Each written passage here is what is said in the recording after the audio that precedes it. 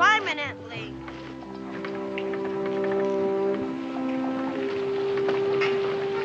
Hello, Israel. Hello, Mr. Franklin, sir. What are you trying to do, lad? Make electricity like you said. You need a rainstorm to make electricity.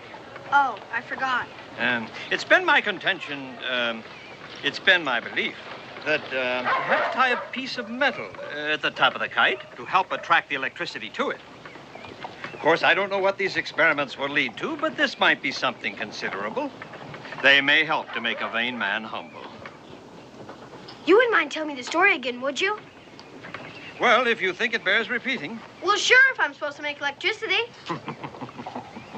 Well, I was too embarrassed to walk around Philadelphia carrying a child's kite, so I decided to take my son William with me. So they wouldn't think you turned childish. Exactly.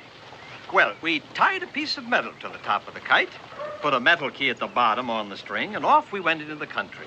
So people wouldn't think. People wouldn't think that I had turned... childish. Exactly. Well, in the rainstorm, the string got wet, and the electricity passed over it.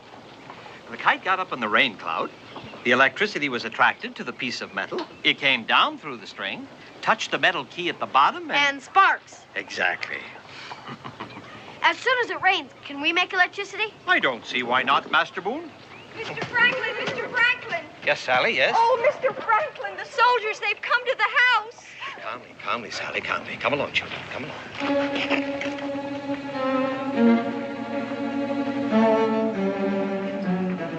I'm afraid the sight of so many uniforms upset her, Mr. Franklin. No harm intended. Just what is intended, Sergeant?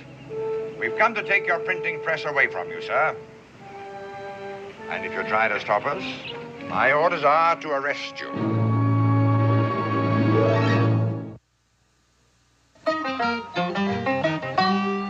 Daniel Boone was a man, yes, a big man, with an eye like an eagle and as tall as a mountain was he. Daniel Boone was a man, yes, a big man. He was brave, he was fearless, and as tough as a mighty oak tree. From the coonskin cap on the top of old Dan to the heel of his rawhide shoe, the rippin'est, roaring'est, fighting'est man the frontier ever knew. Daniel Boone was a man, just a big man, and he fought for America to make all Americans free. Daniel Boone. And furthermore, for printing and causing to be circulated in and around the colony of Pennsylvania such seditious, inflammatory, and rebellious pamphlets, it is the decision of the colonial governor that His Majesty's troops shall be directed to confiscate said printing press until further notice. Signed, the Honorable William Denny, His Majesty's Governor of Pennsylvania. You know, Sergeant, if Your Majesty continues to treat us as treacherous, conspiring rebels, he may prove himself to be right. I'm only doing my job, sir. Yes, of course you are. Hey, you watch where you're going. All right, get this wagon rolling.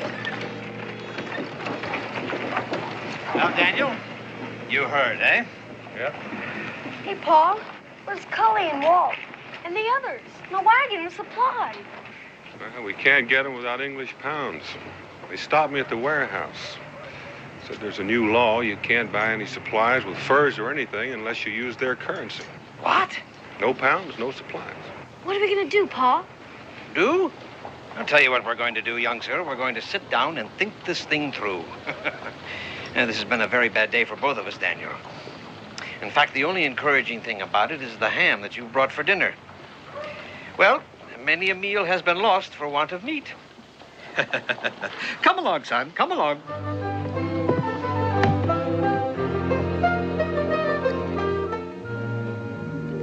The outposts of the colony are hotbeds for insurrection and rebelliousness, which would be better off abandoned before they become arsenals for the rebel army. So Governor Denny was heard to say one evening last week. I presume that's what was on the governor's mind when he ordered His Majesty's warehouses to accept only British pounds for supplies. They mean to starve us out to force us out. Yes. Yes, very much so. But why, Pa? Well, Israel, I reckon they're afraid we're against them. Well, it's utterly ridiculous, you see. Because on one hand, England won't permit us to manufacture the goods we need for ourselves, and... Why not, sir? Well, because they want us to use the goods that they manufacture. Which we'd be more than happy to buy. Yes. Yes, we would. Well, I wish there was some way I could help you, Daniel. I understand. You could help me a great deal if you would permit Israel to stay with you a couple of days. Well, I'd be delighted to, of course. But what will you do, Daniel? People are waiting for those supplies. Yes. Yes, of course they are. Of course. Well, it's getting quite past my bedtime. I presume you'll want to discuss your long journey with your son? Yes, sir, indeed I will. Now, you're sure about... Oh, no trouble. No trouble at all. It's a pleasure having him here, actually. Well, good night to you both. Good night, Doctor. Night, Doctor. Good night. Now, Israel, you're going to behave yourself, because Dr. Franklin is getting home. Yes, Pa. I'll be back before sundown tomorrow. Pa, isn't this a wonderful house? I mean, there's so many rooms and windows and everything. Yes, it does make our cabin look a mite plain and simple. I didn't mean that. I know. Why don't you and I get a little sleep? All right.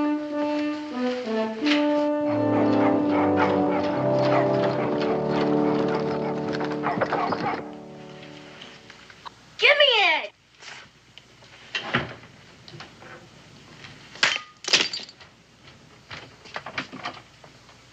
Mr. Boone, please, I must do my work. But we're Hey? your guests. Mr. Franklin, sir. Well, accidents will happen, eh? No matter. I'm sorry, sir. You can deduct it from my wages. But it was my fault, sir. I have to do my chores. Chores? He thinks he has to do chores, sir, like a servant or something. I've tried to tell him he and his father were your guests, and... No matter. I have to do my chores. You see, sir, that's how all this happened. We was fighting over who does the cleaning of the china. She's right, Master Boone. You and your father are my guests here, you know. I know. We've been other people's guests before. I know all about that. We've had people guest at our house, too. Lots of times, more than I can count. We have. You can ask anybody.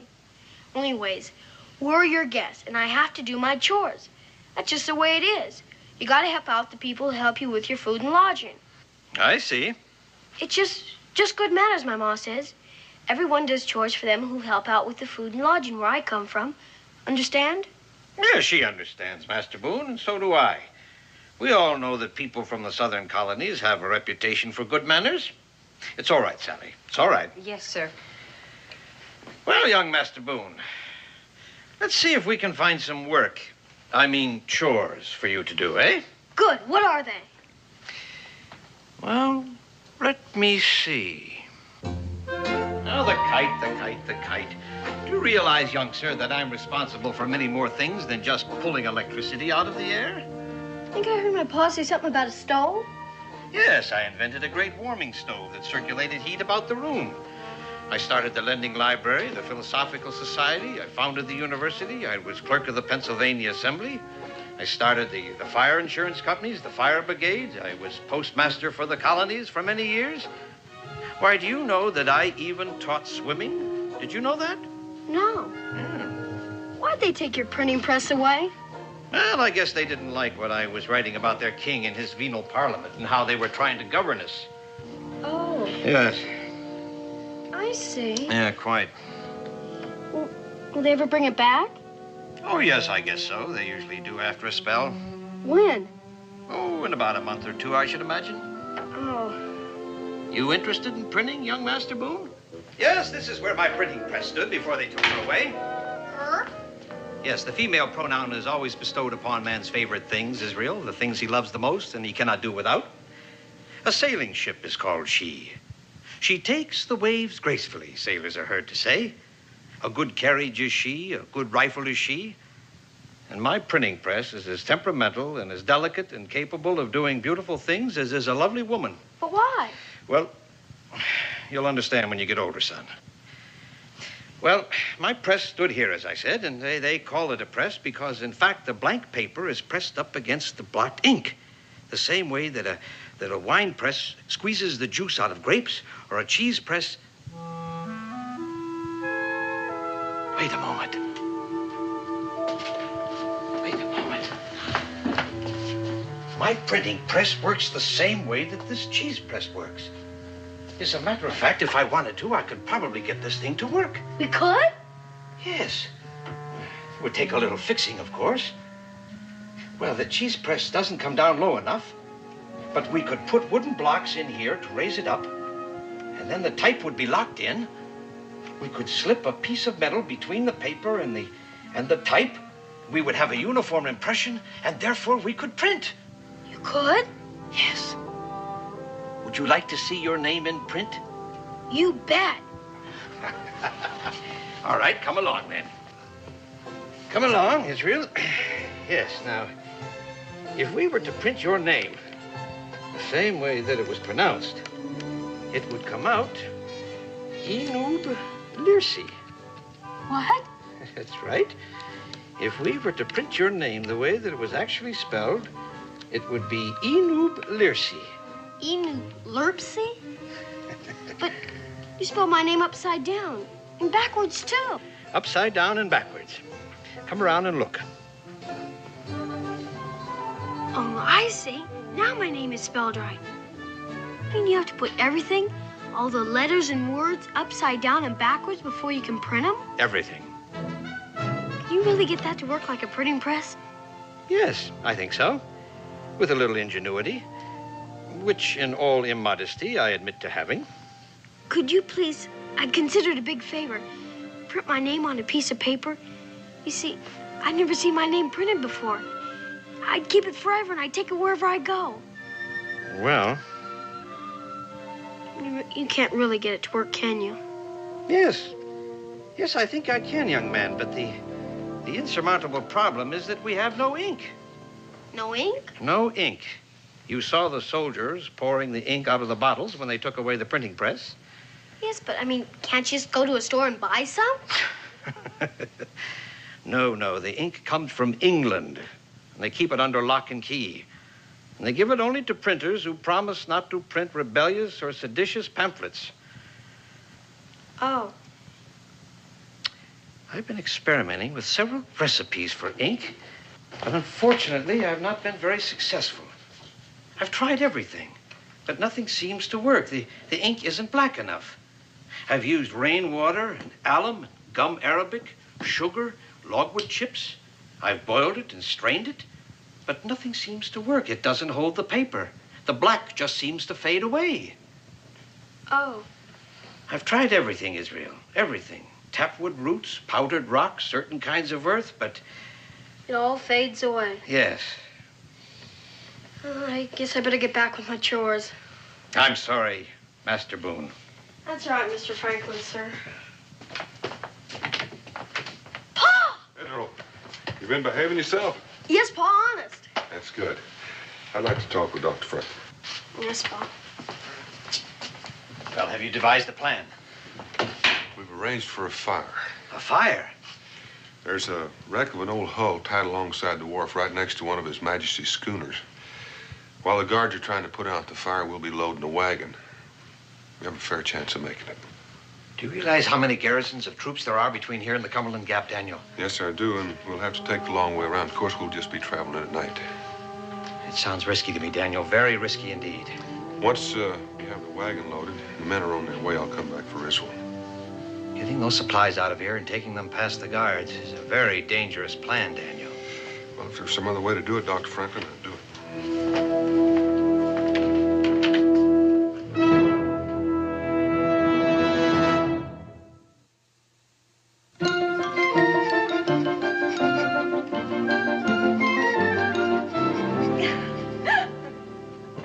I shouldn't be laughing, I guess. It's my work you're doing for me, Master Boone, for which I thank you. Well, what have we got here, eh? Just doing my chores, Mr. Franklin. You seem to be doing more than your chores, young Master Boone. Well, Now, he's able to do a full day's work, Dr. Franklin. Don't be discouraging him. Excuse me.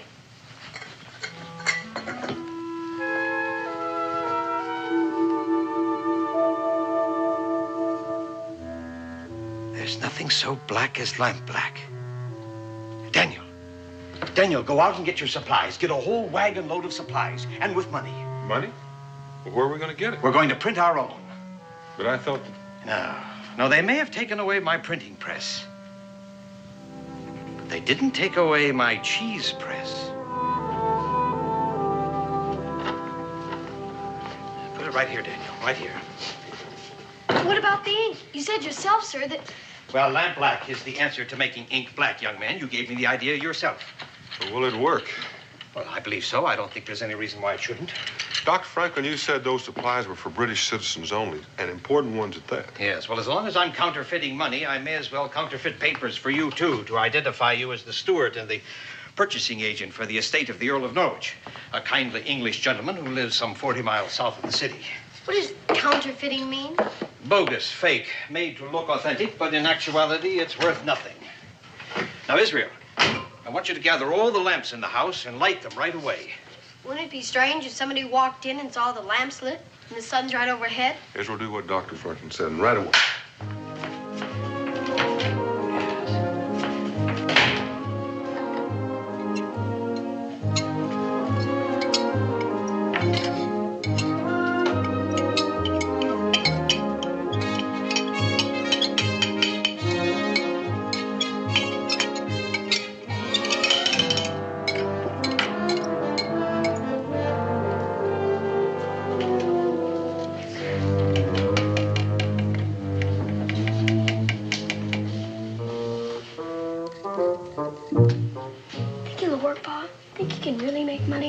What's that? What's that you're whispering over there, young man? Nothing, sir. Think I'm a foolish old man, do you, huh? No, sir. Huh? Don't think I can print money like this, do you, huh? Well... And don't forget, young man, I am the man who brought the electrical fire from the sky. Yes, sir.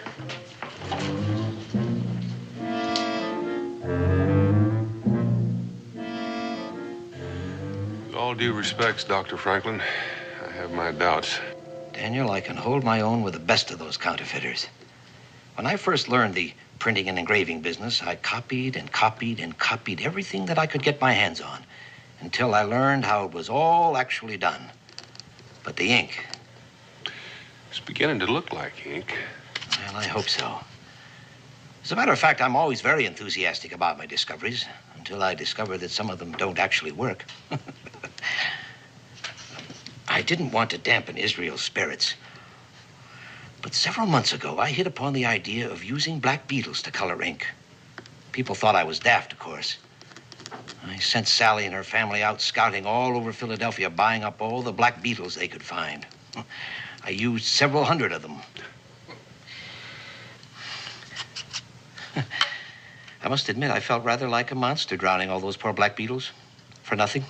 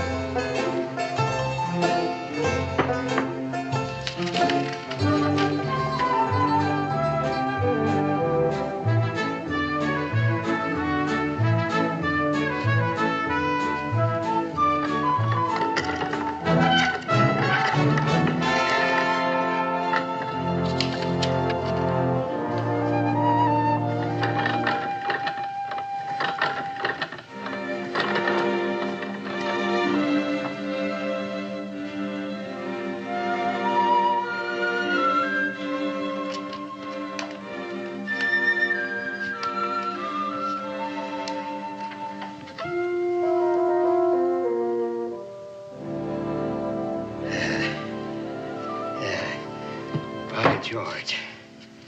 By George, if I were any younger, I'd have quite a career as a counterfeiter. It's perfect to me. How many are you going to make? How many do you want?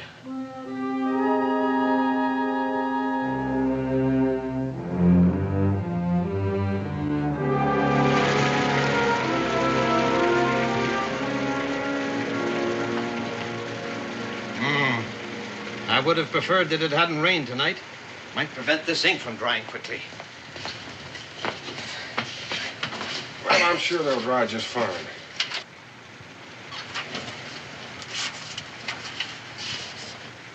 What's the matter, son?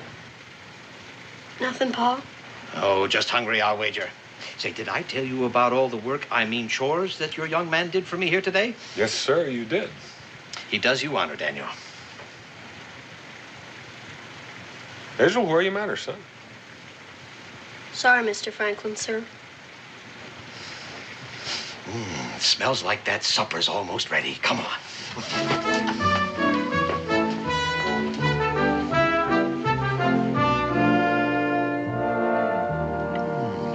Delightfully savory, this smoked ham from your part of the country, Daniel. I shall make it last indefinitely. Yes, indeed. Next, I shall cook it in Madeira. I shall cook it in Madeira and call it ham bayonnaise. Then perhaps with brandy, known to ham lovers the world over as ham chambretin. Then perhaps with braised sauerkraut, sausages, and potatoes. And I shall call it ham à la saucienne. And then finally, I shall have ham and pastry, covered all over with pâté de foie gras and truffles, and wrapped in dough and baked. Yes, indeed. Yes, indeed, Master Boone. There are many adventurous ways one can cook foods. Mark my word. Yes, sir. Israel, is that all you can say? What you said? I'm only used to having ham one or two ways. With lima beans or without lima beans. I'm sorry, Pa. Making money, counterfeit money. It's dishonest, isn't it? Yes. Yes, it is illegal and dishonest, sir. We shouldn't do it, should we? Israel, they're trying to squeeze us out of our homes. You know how badly we need the powder and lead and supplies, and the only place we can get it is from the British. You understand? Yes, sir, but...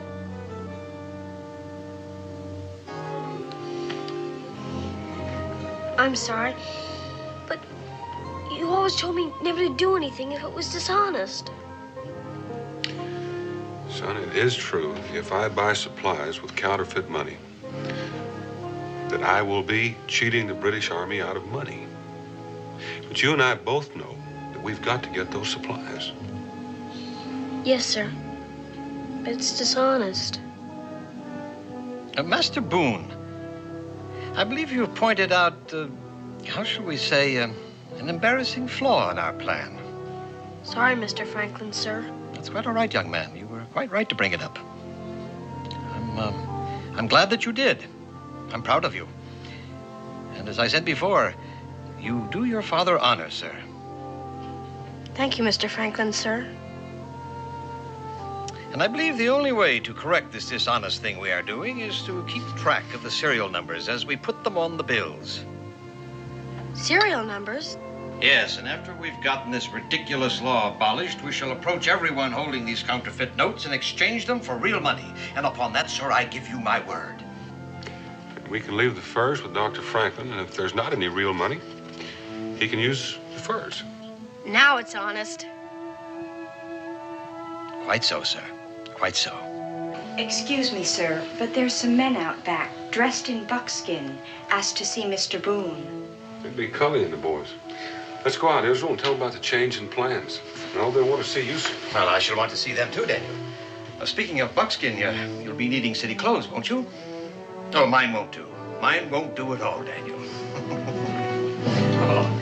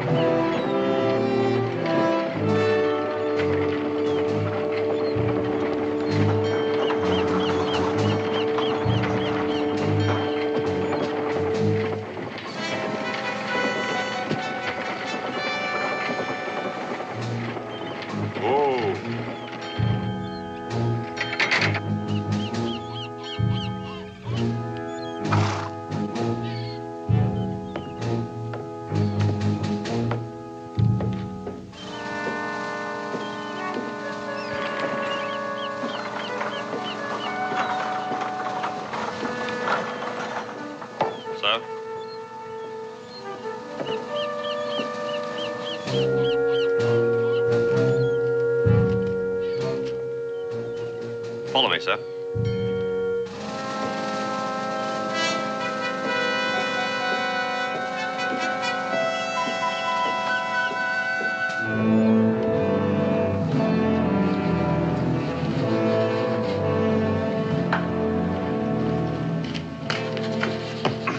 Begging your pardon, Quartermaster. Quite proper, quite proper. How is his lordship, the Earl, these days? The Earl, fair, just fair.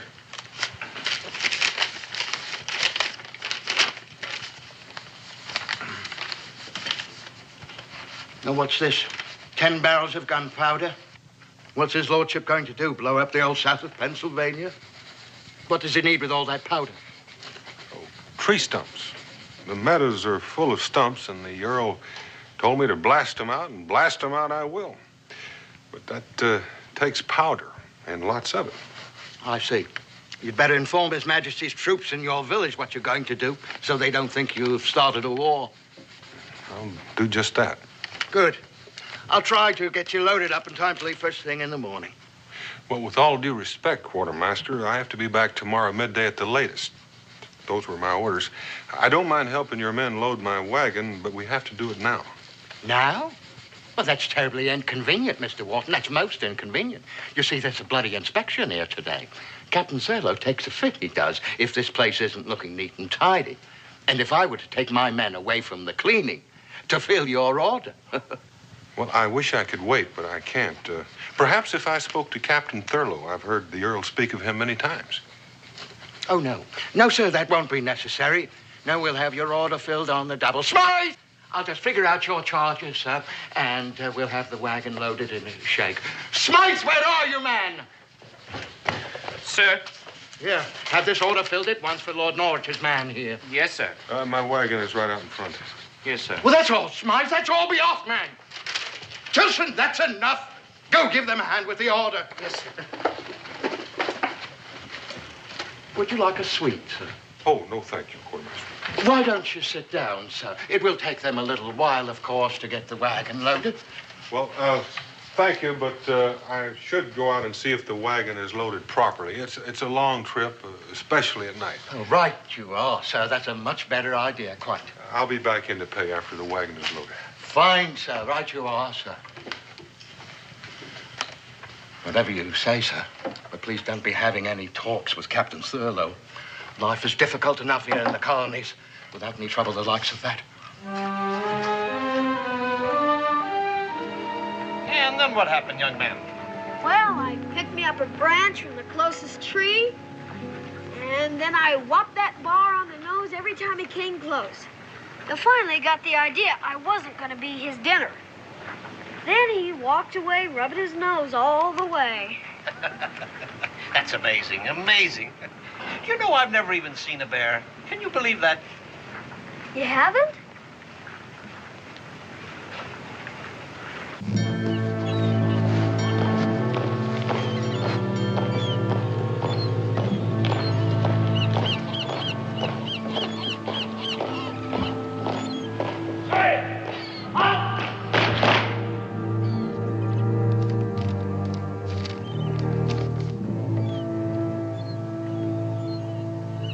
Mr. Wharton?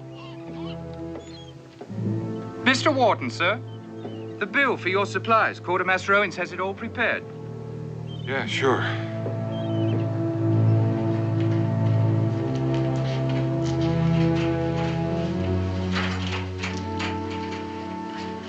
Well, that didn't take long now, did it, sir? Lord Norwich will have his supplies by midday tomorrow for certain. Oh, that looks fine. That looks just about right.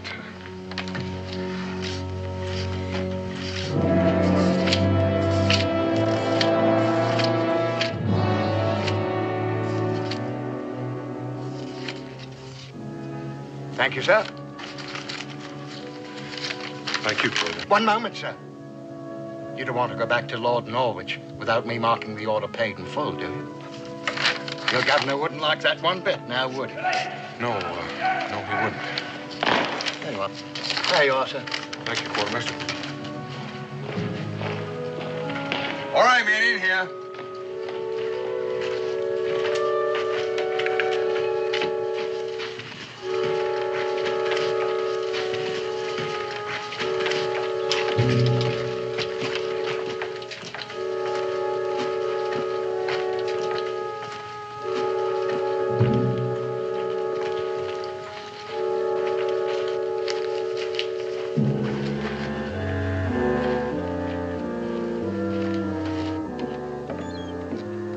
Mr. Warden, stop!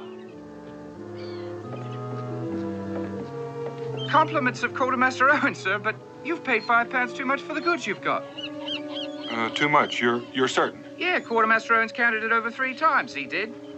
Well, why don't you give this £5 note back to Quartermaster Owens as a proper reward for his honesty and tell him I suggested share it with all of you men.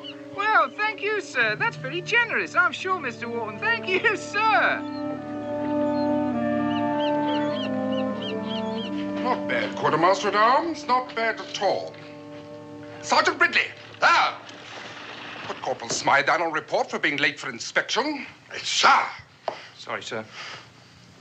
What have we here, Sergeant Ridley? A chimney sweep in our midst. Salute the sergeant, Corporal Smythe.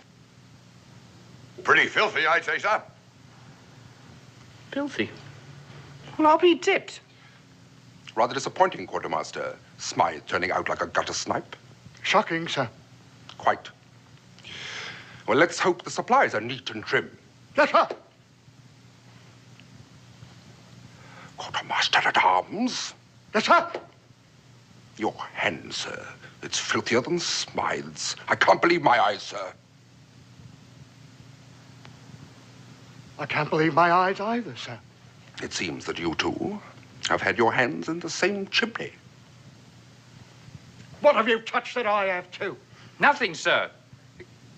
Except What's this? Mr. Wharton insisted I give it back to you. Mr. Wharton? The steward of your friend, sir, Lord Norwich. Lord Norwich's steward's name is Browley, not Wharton. Fresh, homemade 5-pounders, Quartermaster. Oh, that can't be, sir. Mr. Wharton's. Get me the cash box, Smythe. I told you, Lord Norwich's steward's name is Browley. Who's this fellow you keep calling Wharton? I told you, sir. Sergeant Ridley. You saw him. The tall fellow. He was leaving just as you came in. Yes, the tall man. Yes, I've seen him before, somewhere, sir. That man gave me counterfeit money for the supply, sir. Counterfeiting the king's money is a hanging offense, Quartermaster Owens. Smythe, take 5 men, run down that man who stole the king's supplies with counterfeit money. You know what he looks like. Yes, sir. Go with them, Sergeant Ridley. Yes, sir. We can't have a counterfeiter roaming around the countryside with a wagon load of His Majesty's supplies now, can we, Quartermaster? No, sir. Dismiss the inspection. Yes, sir.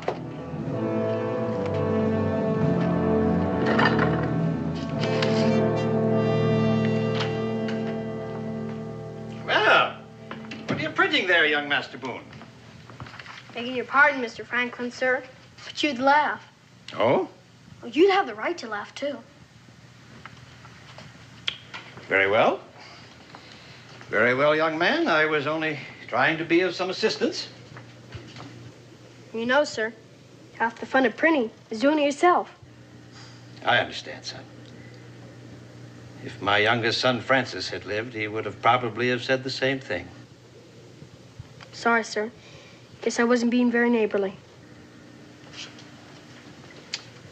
Well, let's see what you've printed then. Ah, Israel is the best shot in Boonesboro, eh?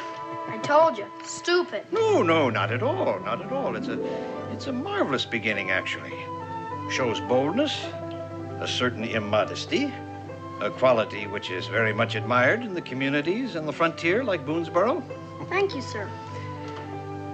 You miss your home, do you? Yes, sir. Well, I understand. But you know, it's quite wonderful here in Philadelphia, Israel. All the great ships tying up at the wharves, and people from all the different countries of the world. Well, you'll be home soon, son. You'll be home soon.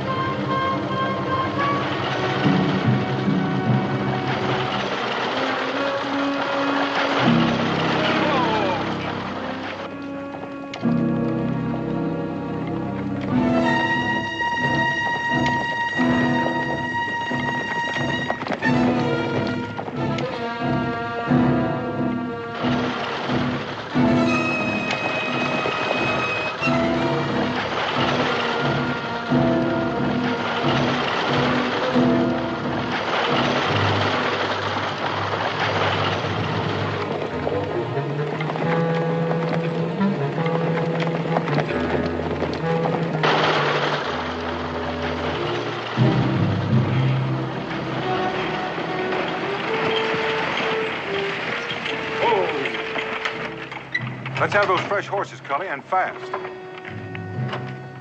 We just about gave you up. Oh, it's all there, Cully. Looks like these horses have been running away from something. You don't say.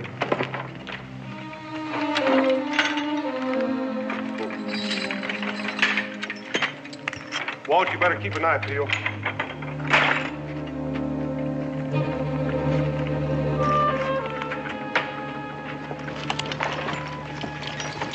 Got a barrel full of soldiers on your tail, Dan? Only 6 or 7. That's about 2 each. Not this time, because you're going to be hightailing it through the Cumberland Gap.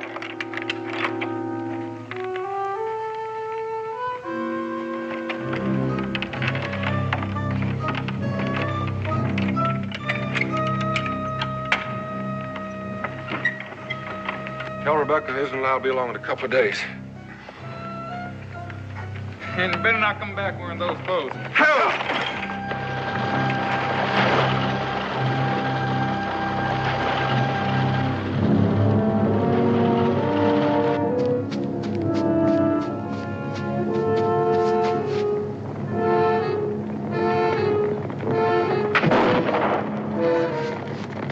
There he is! After him!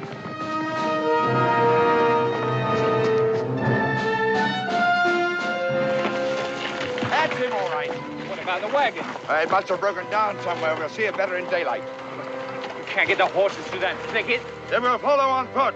Dismount. Two of you stay here, look after the horses. The rest of you, sit down, get out for him.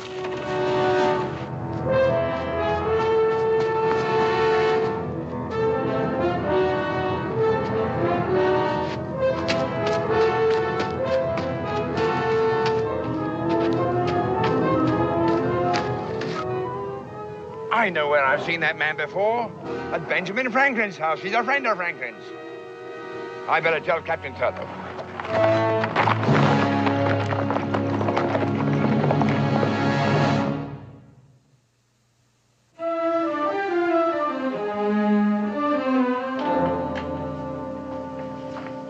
Well, how did you like that ham of bayonnaise, young Mr. Boone, eh? It's almost as good as with lima beans. Well, we'll clean up in here tomorrow, Israel. It's quite past your bedtime, you know. I wasn't expecting anybody. Who can that be? Stay in here, Israel. Stay here.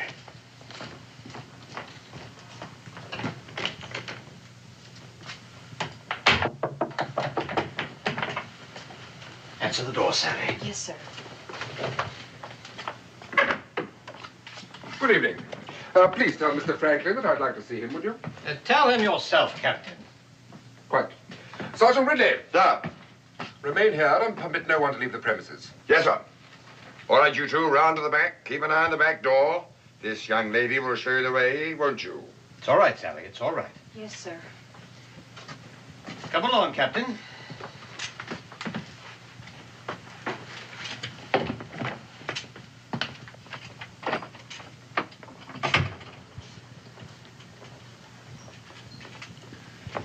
A man appeared at His Majesty's warehouse at the wharf today and purchased supplies with counterfeit currency, Dr. Franklin. How enterprising of him, Captain. A hanging matter, Dr. Franklin. My man Ridley identified the man as a fellow seen entering your house. A man you addressed as your friend. He cannot, however, recall the name by which you addressed him. He was accompanied by a young boy, Ridley recalled. That would have been Tompkins, a friend of my son's, who was bringing my grandson to visit with me. Your man Ridley has a very good memory, Captain. Sergeant Ridley! Yes, sir. Was the man's name Tompkins? No, sir. Search the house, Sergeant Ridley. Yes, sir. Now, look here, Captain. You've got no right to be breaking in here. Perhaps Ridley's memory is better than yours, Dr. Franklin. I shall see to it that your superiors hear about this illegal conduct of yours by tomorrow morning's mail. Your contempt for His Majesty's administration of these colonies is well known, sir. I may be a bit brash, but I remain quite logical. Of all the men in Philadelphia, you were the most likely to have printed such counterfeit notes. I take that as a compliment, Captain.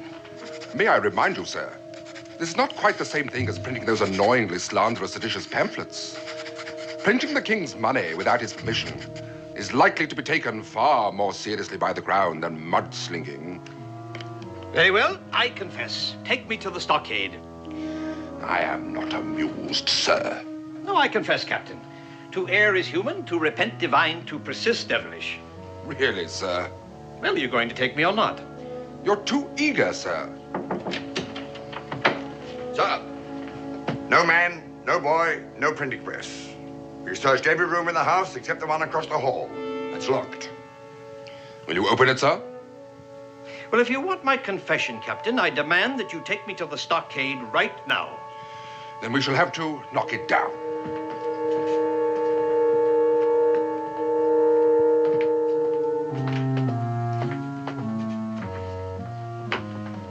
I will confess to counterfeiting those notes, Captain, only to Governor Denny himself. What are you trying to hide in here, sir? Nothing, sir. That is my workroom where I do my experiments. Sergeant Ridley's memory is so good, perhaps he can describe it to you. Will you or will you not open it, sir? If you forcibly enter that room, I will confess to nothing. Do you actually expect me to believe that you will confess? Really, sir, I've read your pamphlets. I wouldn't for a minute allow you to attempt any of your tricks on me. Knock it down. There.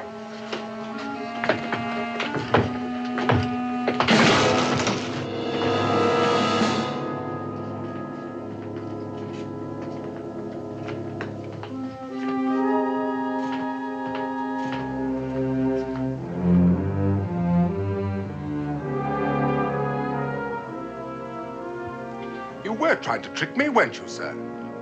Into a false arrest without evidence. Could have forced me to resign my commission, sir.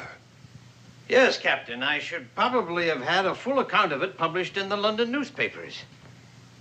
It's such a sad commentary on the times, that seems to be the only amusement left to me today. I think it only fair to warn you, sir, that that day is not far off when crimes against the crown will be reason enough to silence the guilty parties permanently, regardless of their influence and popularity in high places. I take it that means you will return my printing press in time for me to have the honor of being the first man permanently silenced for my country?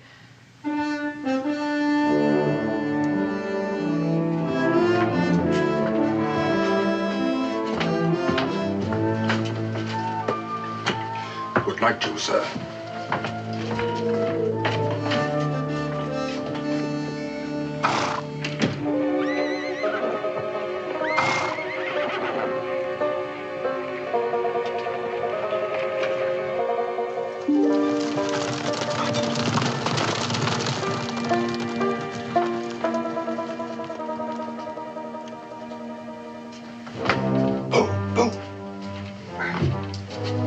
Well, they're gone. The supplies are on the way to Boonesboro. Excellent. Where's Israel? Well, I don't know. You mean you don't know where he is? No. I left him in here when the soldiers arrived. Everything we were using to print the notes was scattered all over the room.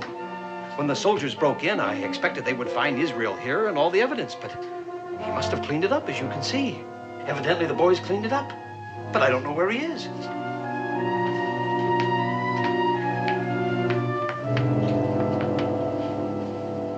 Israel?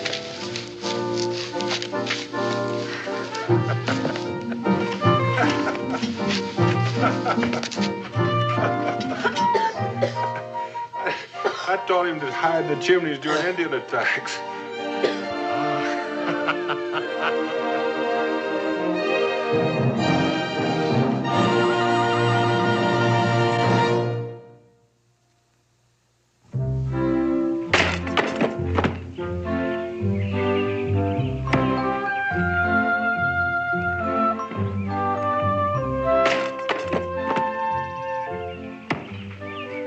This enough?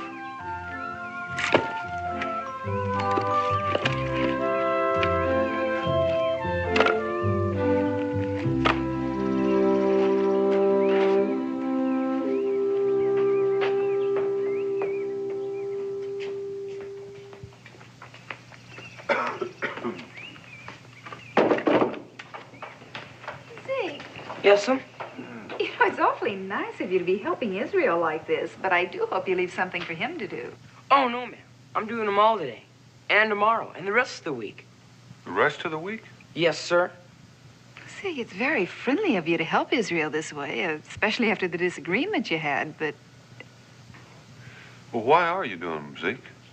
Yes, why? For money. Money? What money?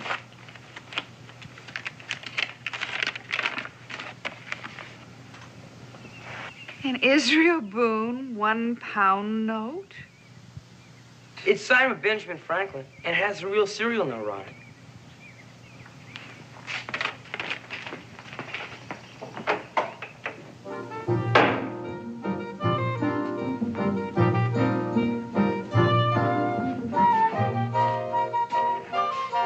Israel?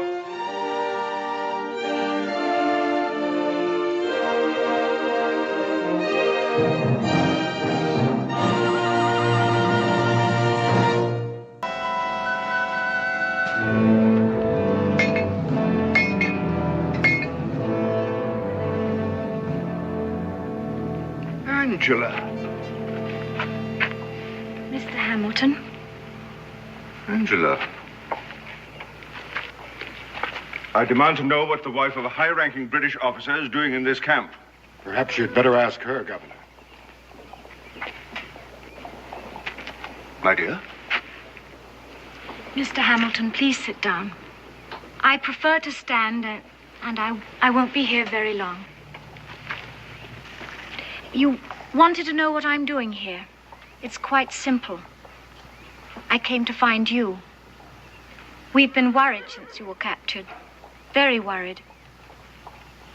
Utter nonsense, Mrs. Lackland. Either give me an explanation I can believe, or I shall be forced to form my own opinion. And just what would your opinion be, Governor?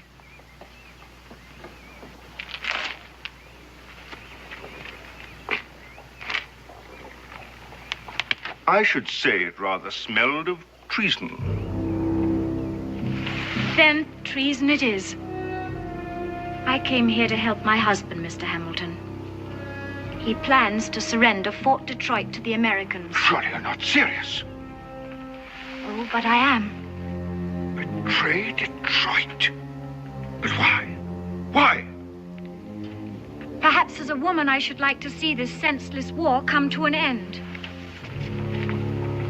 But this is treason. I thought you wouldn't understand that, Governor.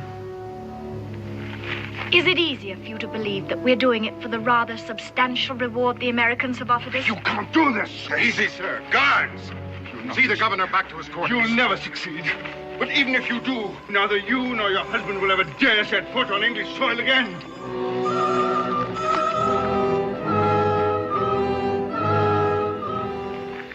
With your permission, Major, I'd like to return to my quarters. Certainly. Thank you for coming.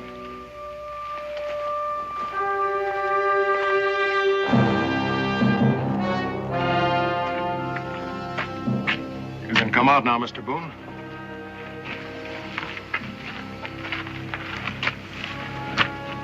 real calculating woman. I'd hate to have her for an enemy. Are you convinced that she means it? Well, she said so plain enough, so I reckon I'll have to believe her. Good. Mrs. Lackland is on the way to join her husband in Detroit. You'll accompany her as a guide. Once there, Colonel Lackland will furnish you with plans of the fort's defenses and whatever other information he considers valuable. Is it all right if I take a friend along? As protection against Mrs. Lackland? I might need it. Take anyone you want. Here are your orders. Now, about the plans. I want them delivered to me before I cross the mountains. With them, Washington will give me everything I need to move against Detroit. Now, you're going to be on the move, too. Where will we meet? I'll wait for you here. Or you wait for me. Kanawha Pass. All right. I'll meet you there.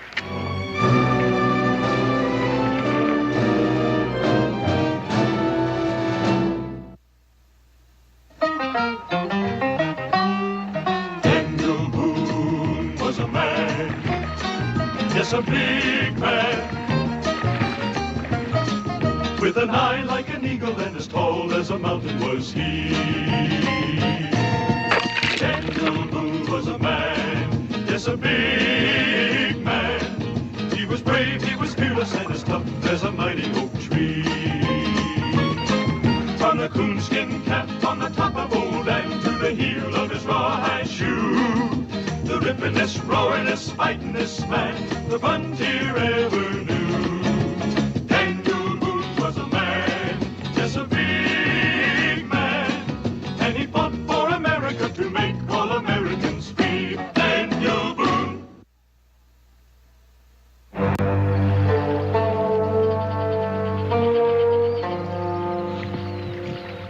It's really beautiful, this country of yours. I hope it stays this way always. In these wildernesses, a man is forced to be an individual. No crowds to follow, no one to turn to for advice. He has to be completely self-reliant. Don't you find that true, Mr. Boone? Haven't thought much about it, ma'am. No, of course you wouldn't. Here a man's thoughts would have no cause to turn inward.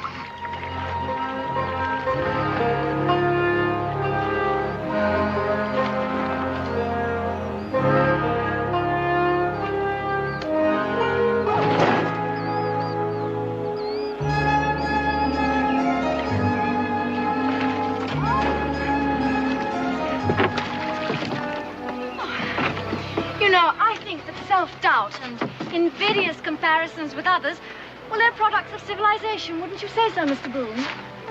Here's your bag, ma'am. What are we stopping here for? That's where we change rivers. All right, Cully, let's pick her up.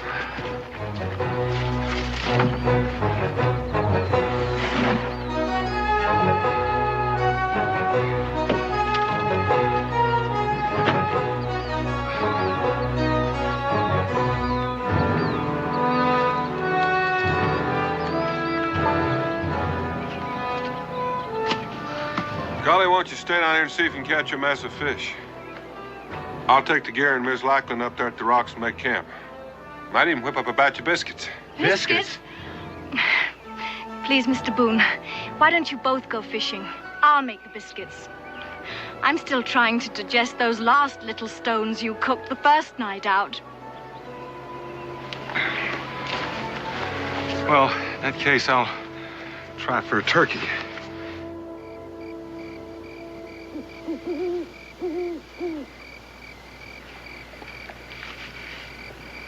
No, thank you. I finished.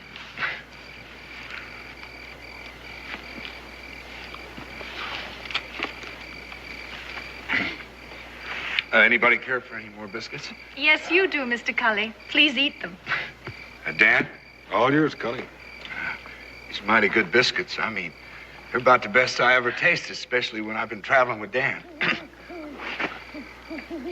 Of course, this turkey grease is pretty good, too, Dan. I mean, especially with these biscuits. Well, Cully, turkey grease just is. I didn't have anything to do with it. Mr. Boone shies away from approbation, no matter what the sauce. Are you always so taciturn, Mr. Boone? Well, I reckon I talk as much as most men.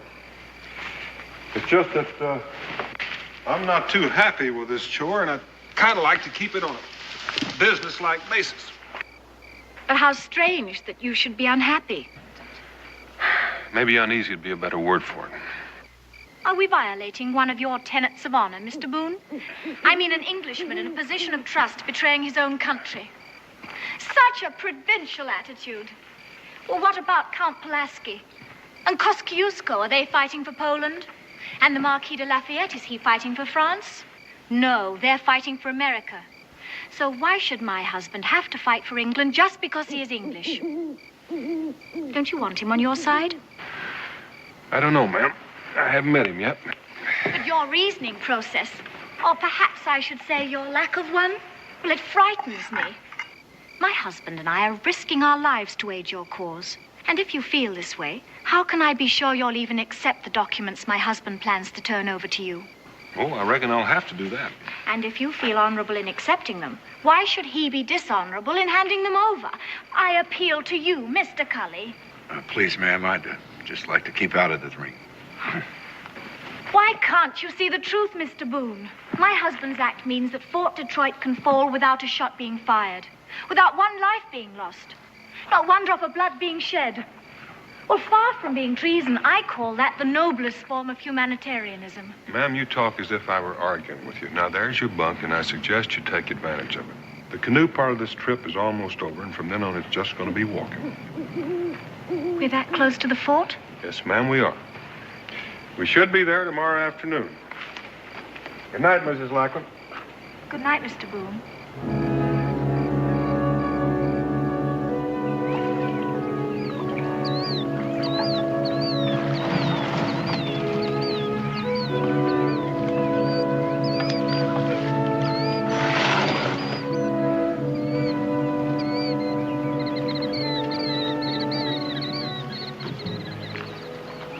Hide the canoe.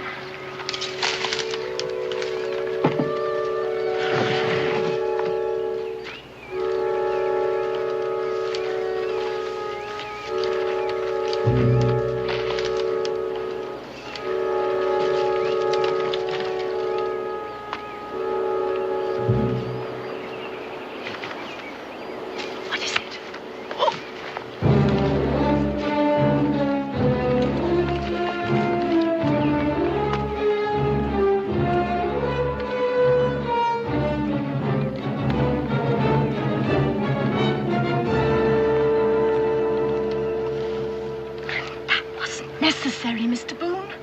That man is an English soldier. All I had to do was to tell him I'm Colonel Lackland's wife. Not that Indian. Why, do you know him? That's many lives. The Iroquois bloodhound. If he were to see me, chances are we'd all be here. Well, what are you going to do about it? You can't stay here. Well, I aim to stay right here, and Cully, you take her into the fort. If your husband is going to turn those plans over to us, you can bring him back here to me. You don't trust us, do you, Mr. Boone? Well, I still haven't seen those plans yet. Cully, remember, you brought Mrs. Lackland here from Montreal all by yourself. I hope he knows what he's doing. He knows exactly what he's doing. Well, ma'am, next move is up to you. Soldier!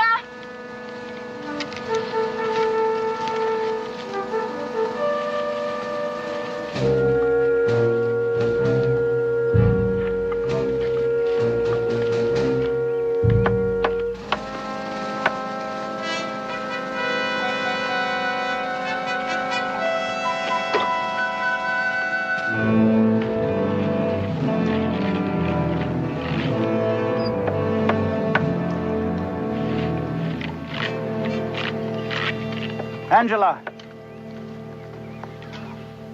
Oh, you don't know what it was to wait so long. I'm back now, Richard.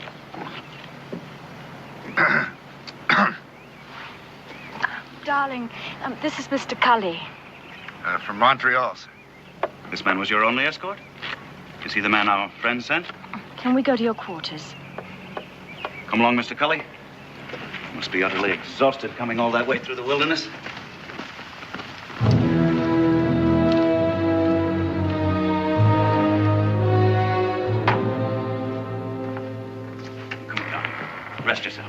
Thank you, Richard.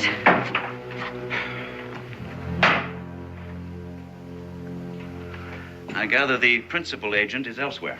Yes, he recognized a savage who knew him in the fort, and now he's waiting outside to meet you. His name? Daniel Boone. And I don't think he quite trusts us.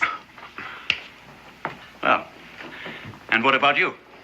Oh, I'm just obeying orders. Good fellow. I appreciate a man who obeys orders. And the best way to win the trust of your companion, I would say, would be to follow my part of the bargain at once. I have everything that I promised here. Take me to Mr. Boone. We'll settle this business at once. But, sir, don't you think that it'd be safer to wait till dark? I mean, you know, it's only a little while. You see, darling, both the Americans have a preconceived idea about the baseness of our conduct. It makes them behave in a most guilty manner. Just worried about my neck, man. What are you going to do if anybody recognizes you with Boone? It's the simplest thing in the world. I'm a grateful husband who wishes to thank in person the intrepid guide who brought my wife safely through the wilderness. And since he cannot endure the sight of civilization, I must go to him in his native habitat. Who could quarrel with that? Come along.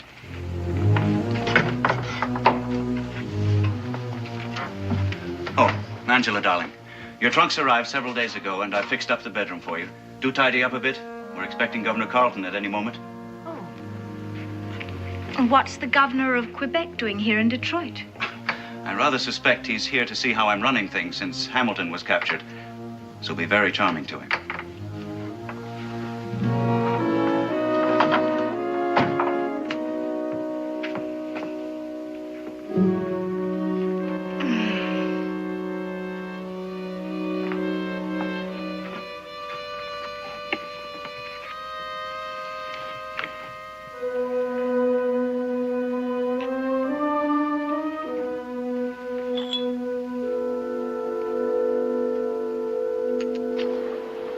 Look them over, Mr. Boone. A map of the port's defenses, both inside and out, together with an inventory of weapons and munitions and a complete list of personnel and their functions. I've placed my life in your hands. Are you convinced now that you can trust me? Just sit down and rest, Colonel, while I take a look at these. You'll be returning to Major Grayson at once, I trust? You know, it would have been better had the American troops accompanied you so that I might effect a bloodless surrender right now. But I suppose the Major is encumbered with his prisoners? You know, I can't help but feel sorry for Lieutenant Governor Hamilton. He's a very decent fellow. Do your people really believe that he offered the Indians a bounty for every settler's scalp they brought in? I'm afraid they do. It's impossible. I know the man, you see. After my defection, I hope I shall be able to testify as to his good character. I doubt that your testimony will be worth much, Colonel. You mean because of my defection? My wife was right. You do believe I'm doing a dishonorable thing. Let's just say I don't understand it. But if you're going to give us Fort Detroit, we'll take it. And you'll get whatever was promised to you. All right, you'll have what you came for. When shall I expect the American attack? You'll be notified in time, Colonel. Right now, I'd like for you to come down to the river and point out some of those emplacements. I can assure you that map is correct. All right, let's be quick about it.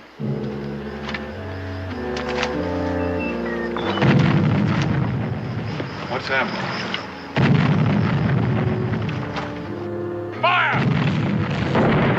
It's Governor Carleton. He's arrived and they're giving him a salute. I have to be there. Boone, I can assure you those documents are correct. Now get out of here quickly. Let's return to the fort. He acts real worried, don't he? The more worried he acts, the better I like it. I'm beginning to think these documents are the real thing.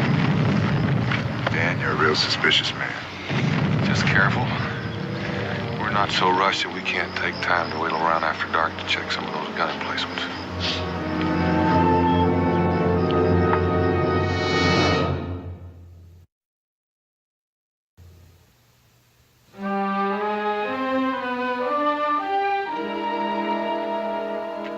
Some Spanish sack I inherited from Mr. Hamilton. I've been saving it as fitting for the occasion. Angela, my dear. Sir? Thank you, Colonel. What a pity you couldn't have made your journey with me, Mrs. Lackland. All the way from Montreal by water, except for a portage round Niagara, and on a boat fit for the ocean. I should have loved your company, Governor. although I really enjoyed my wilderness experience. You know, this great inland waterway must never be lost to England. And it won't be as long as we hold Detroit. You can rely upon my husband, Governor. I'm sure of it. The catastrophe that overtook Hamilton frightens me. It is precisely that catastrophe that dictates my every move.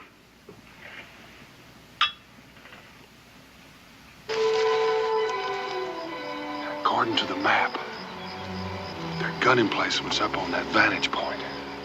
Yeah, but if they are, they'll be mad. Well, I'm not aiming to attack it. I just want to make sure they're there before we head on south. Cully, why don't you swing around and see what you can find?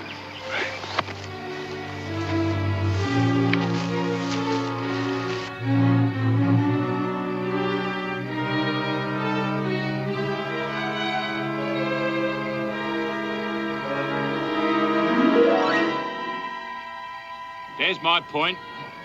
Come on now, lads. Why not go for £5 this time? Get all of our money now. We can chalk it up. I'll take it out of your next pay packet.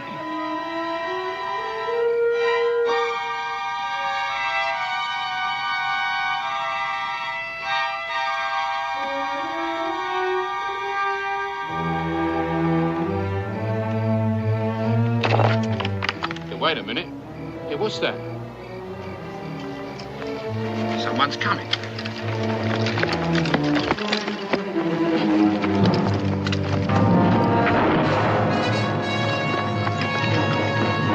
Come on now, lads. After him. Spy. Come on now, move it. Come on now, get up out of the front. I want him alive. You hear me, alive? Get up there after him. Come on now, get on.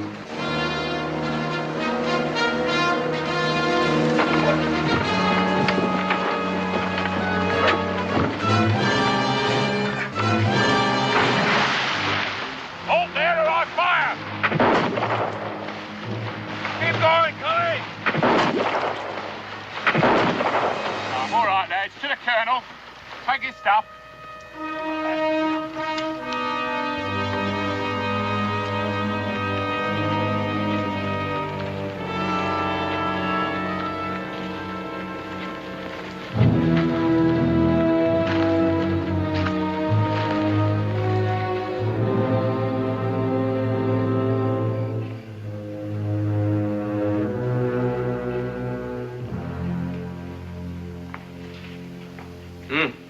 It's a daring scheme, Colonel.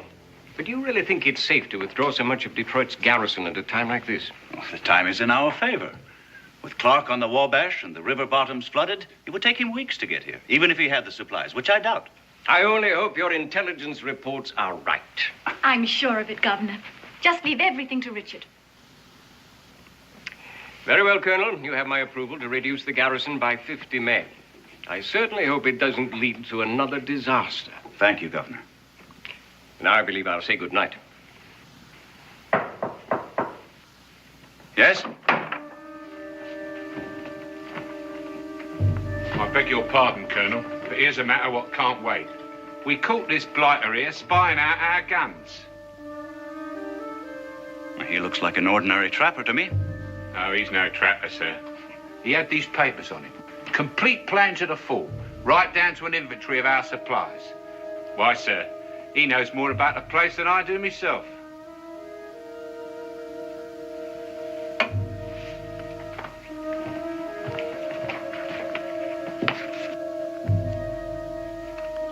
Yes, there does seem to be some irregularity here. Colonel, may I? How could any man get the plans to the fort unless someone gave them to him? Find that out shortly, Governor. Sergeant, you and your men have done well. Back to your post now on the double. Yes, sir, but there was another one, sir, but he got away. And there may be more. Back to your post. Yes, sir, but the one who got away, sir, he was the man what brought your wife into the fort today. Sergeant, I gave you an order. Right, sir.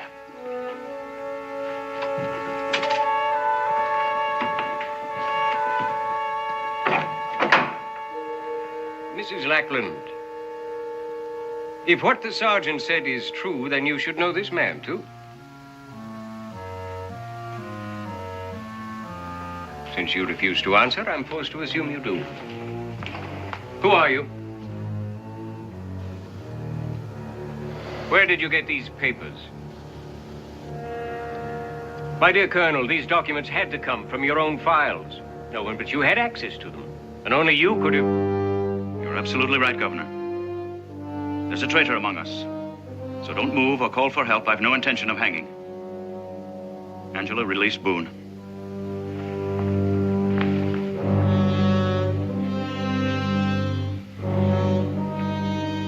Use the rope on the governor.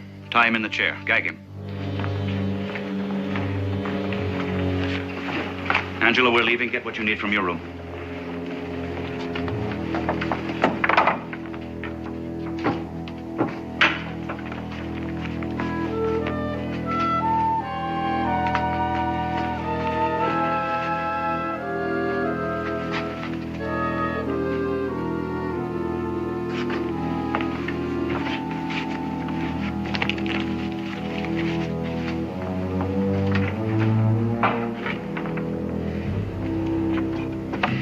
You bungling ox, out the door there.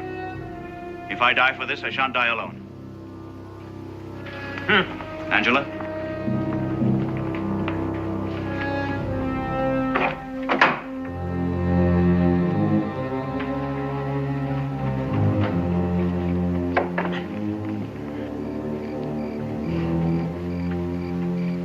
Open the gate.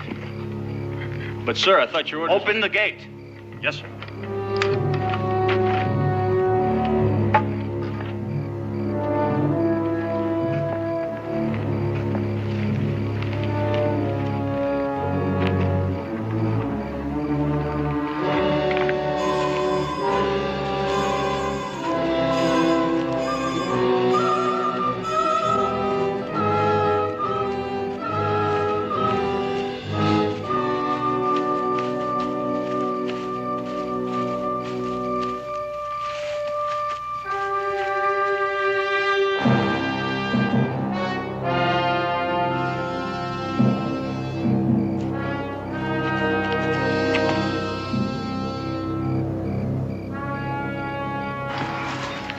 After us as soon as someone discovers the governor. Oh. Colonel, that Indian back in the fort, many lives, is he in British pay? A scout and tracker. May make it a little more difficult. It's your fault this happened. I told you those plans were correct. Why didn't you believe me? If I'd have taken those plans to Grayson without checking them for accuracy, he'd have thrown them in the fire. And might as well for all the good they're going to do us. I ought to have you shot. If you did, Colonel, you wouldn't know how to get to Grayson now, would you? I've carried out my end of the agreement, and now Grayson is honor bound to carry out his. Now get us out of here. Now, you listen to me, Colonel. You just resigned your commission. You have no one left to command. And from now on, you're going to take your orders from me. And the first one is put away that pistol. Now, come along, Miss Lackland. Let's just hope that canoe's where we left it.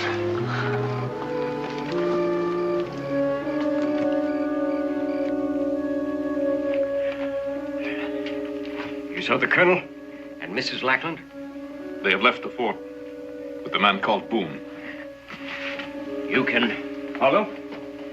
Tonight? Tomorrow? A moon from now. I can follow. Good. We'll get them back, many lives. We'll get them all back.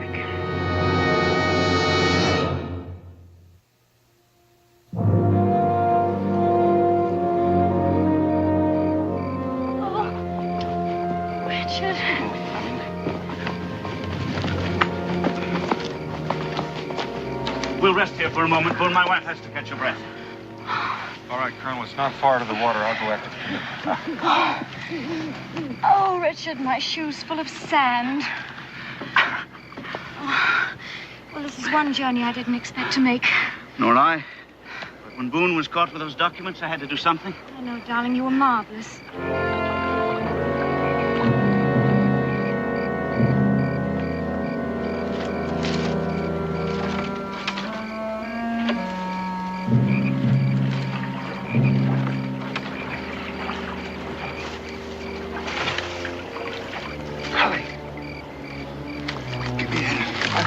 Halfway home.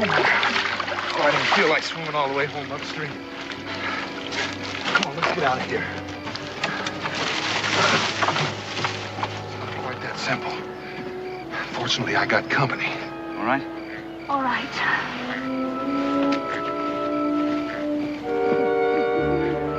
Wait a minute, you mean to say he's going with us? He saved my life. I reckon I ought to return the favor. Besides, if we don't outwit many lives, we're all going to hang.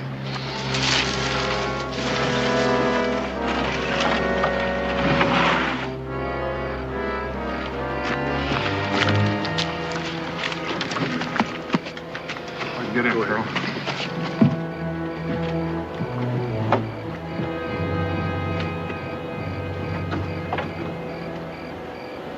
All right, Colonel. You're not going to go. You're going to leave tracks for all of us. I am? Tracks to where? Anywhere except along the river here. How much of a start have I got? Well, I don't know. If it's traveling alone, you ought to be able to keep your lead. See you in Kentucky.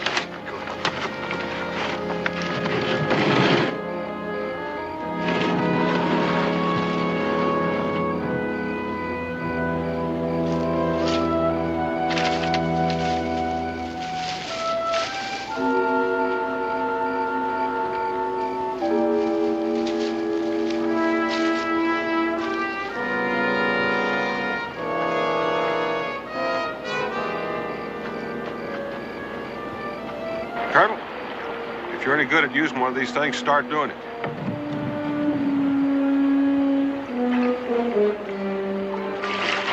Oh, Richard, you got me all wet. All right. Maybe I shouldn't have mentioned it. I think I'll soon get the hang of it. Colonel, why don't you practice some other time when this noise you're making won't get us killed?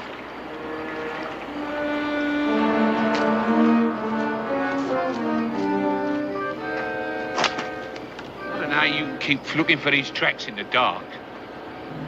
Even the feeble eyes of my mother could see these. Right, you are. Like someone was stomping hard. Yeah, would that mean they was running? Those who are being pursued often. You're very right there, matey. Running hard over the land. I likes that better than open water. Yeah, come on now. I reckon I can follow these myself. Come on. One does not follow a trail by eyes alone. What do you mean? The eyes see tracks. The nose smells the scent of flowers not in bloom.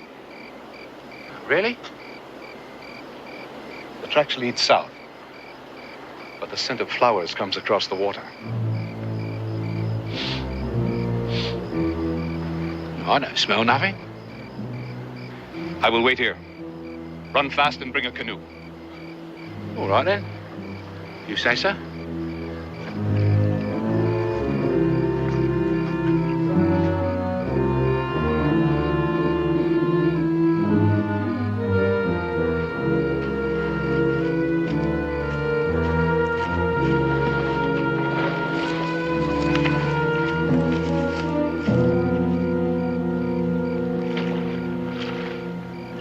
Don't you think you'll ever need that again?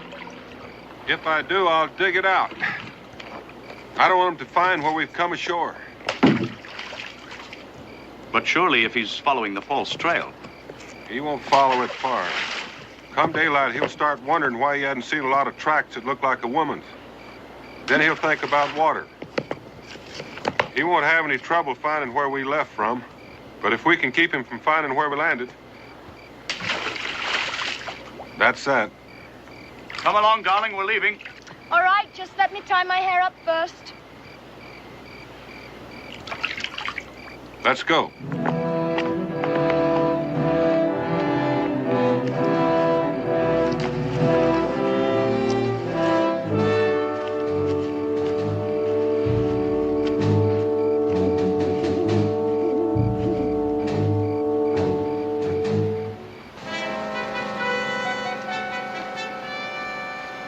Sergeant Perkins? Through here. Come on, Scott. This way.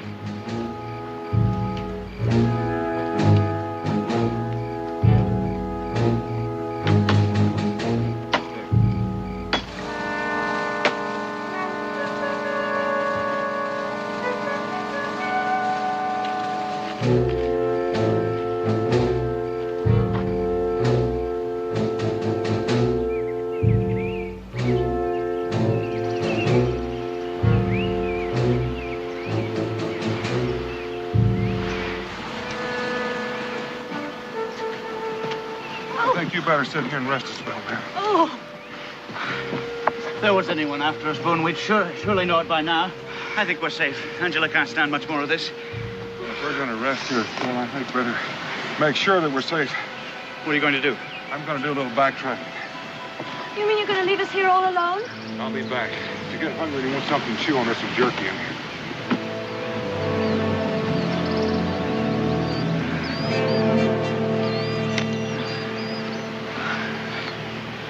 You'd better try and choke some of this down to keep your strength up.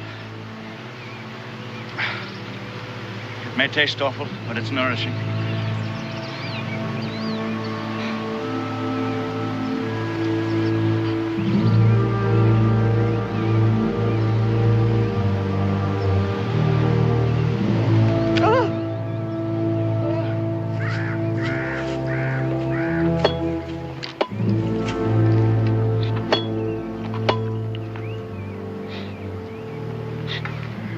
Far ahead are they?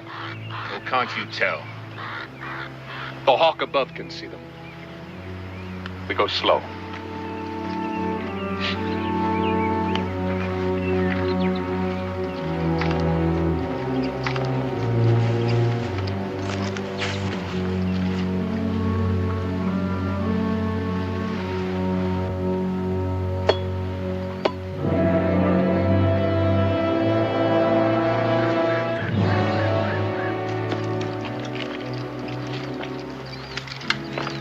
The scent of the flowers grows even stronger. They rest somewhere ahead.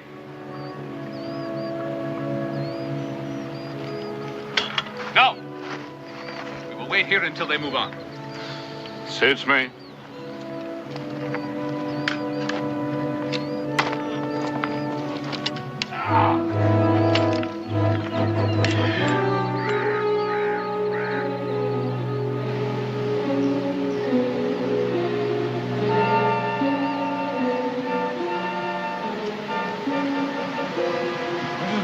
Take off that dress. What? Here, put this on. Over here behind the rock. Now, just a minute, Boone. You're not giving orders to my wife. Your wife is reeking of perfume. Well, of course I'm wearing perfume. Well, what else can a poor woman do when she can't take a bath? What business is it of yours, anyway? I'd say it's more your business than mine. Many lives and 2 British soldiers are coming up that valley. And many lives has been following this scent like a hound. I should have put it together sooner, except I've been surrounded by it night and day. Ms. Lackland, I want that dress. Oh, Richard. You better do as he says, Angela. Please do as I say. But what if many lives is...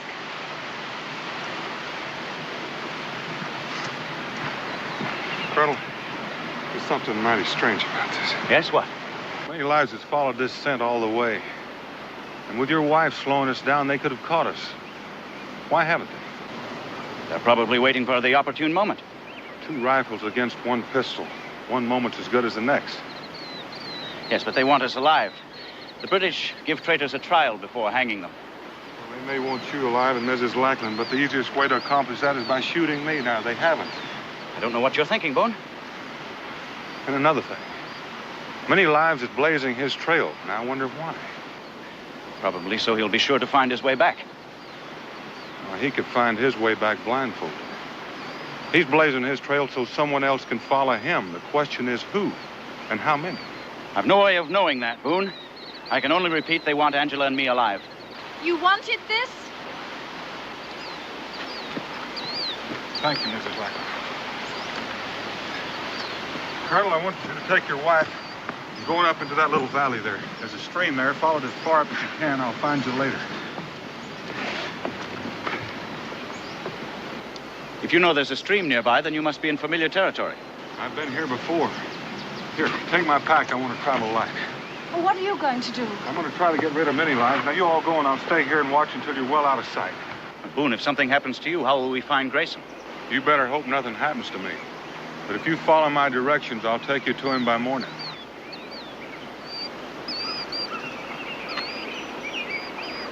Boone, you may need this. You keep it, Colonel. You're more apt to need it than I am.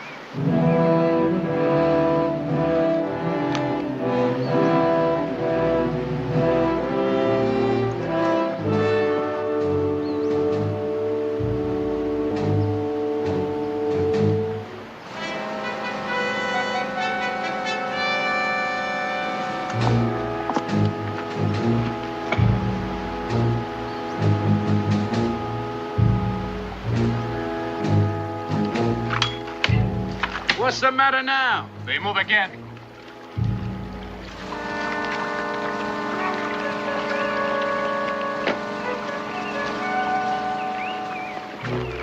Come! Come on, Scott. On your feet.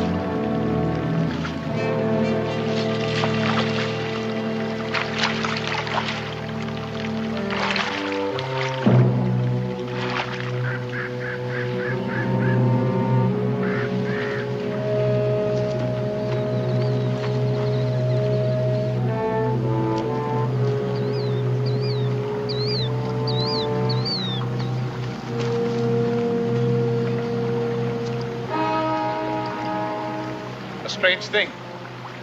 They go north when before they went south.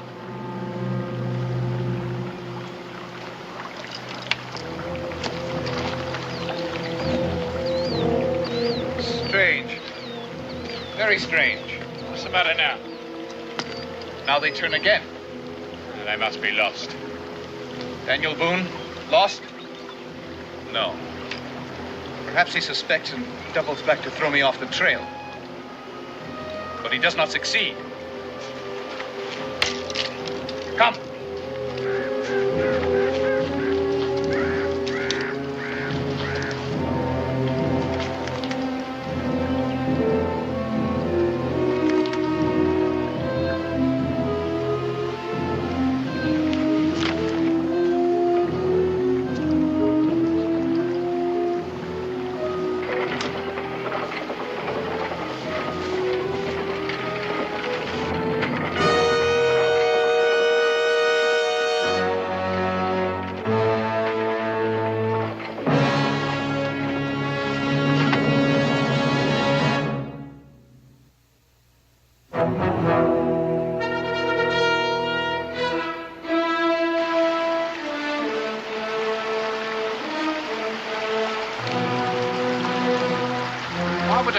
Lady throw away a lovely dress like that.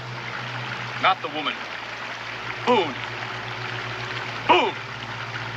He knows we follow. Go back. Tell the troops to advance. You'll stay here? No. I go on.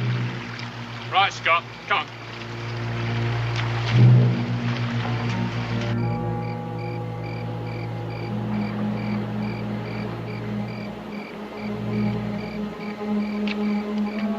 Keeping Boone. Oh, Richard, I'm so cold.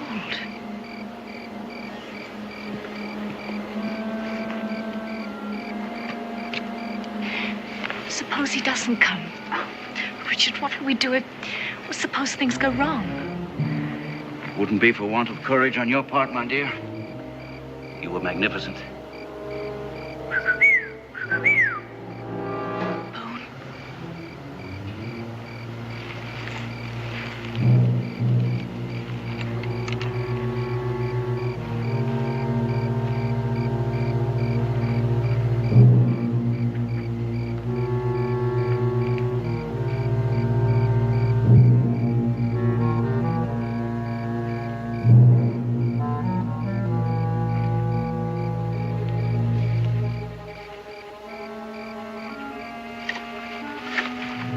Expecting me, Colonel? Boone. Yes, we're expecting you. Been expecting you for hours. It took me quite a while to lay a false trail for many lives. What are you doing coming up from the south? You were behind us. Well, I must have passed you during the night, Mrs. Lackland. Where did you get the rifle? Found out who many lives was blazing that trail for. And did you know there's a whole passel of British soldiers following him? Well, then, the sooner we're under Grayson's protection, the better. Let's get out of here. Well, they won't need that many soldiers to take you alive, Colonel. But they are going to need them for something else. Yes? Could be said that I'm a worse traitor than you are, because I've been leading British soldiers straight to where Grayson has Governor Hamilton prisoner. Now, that's what those soldiers want, to rescue Hamilton and his men, isn't it? And I've just been wondering, Colonel Lackland, if that's not what you've been after, too. You were right, Boone. I do need this pistol more than you. Put the rifle down. In view of your suspicions, Boone, I think it best that my soldiers reach Grayson before you do. It has to be a surprise attack. You see, Lieutenant Governor Hamilton is not only a dear friend of mine, but also happens to be Angela's uncle. So we'll just wait right here. Very clever man, Colonel. I bet you even know how to paddle a canoe. Mrs. Lackland? You know, I'm pretty sure you didn't figure on coming with me. After you handed me those documents, I figured I'd head straight for Grayson. Many lives had followed, blazing a trail for the British soldiers. But then you were captured. It sure put a burr under your saddle. You locked me up. I couldn't lead you to Grayson. You turned me loose. I had to convince you I was a bona fide traitor. The only way to do that was to help you to escape. Played your part very well, Colonel. I think you had a few suspicions, Boone. The worst of it was you kept trying to hide our trail. We were hard put finding ways to leave a trail for many lives to follow. Like the perfume. It was the very best perfume, Mr. Boone. Well, you had me fooled right up until the time I found out that I was acting as a guide for the British Army. There is some comfort in knowing I wasn't traveling with British traitors. Thank you. Treason is distasteful, but in this case, the end justified the means. And in your plan to rescue Hamilton, you can forget that, Colonel.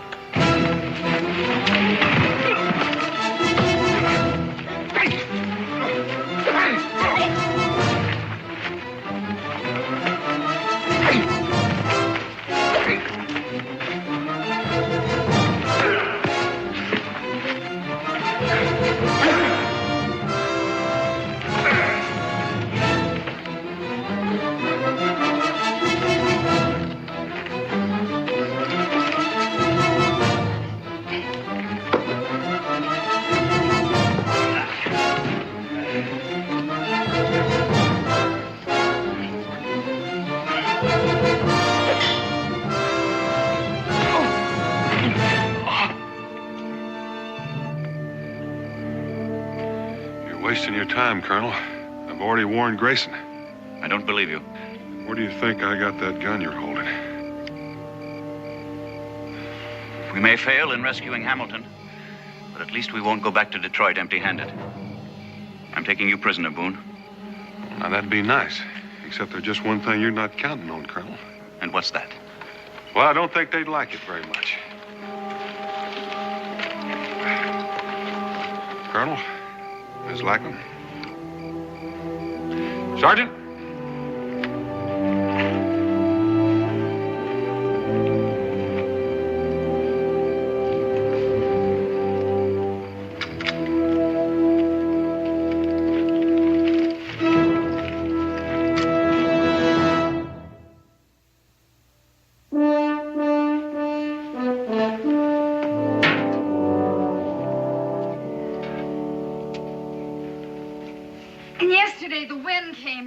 Blew my clothesline down. I had to do the whole wash over again. And Cincinnatus, to top it all off, has gone up on the price of flour. You left out Thursday. Thursday. Oh, Thursday was calamitous.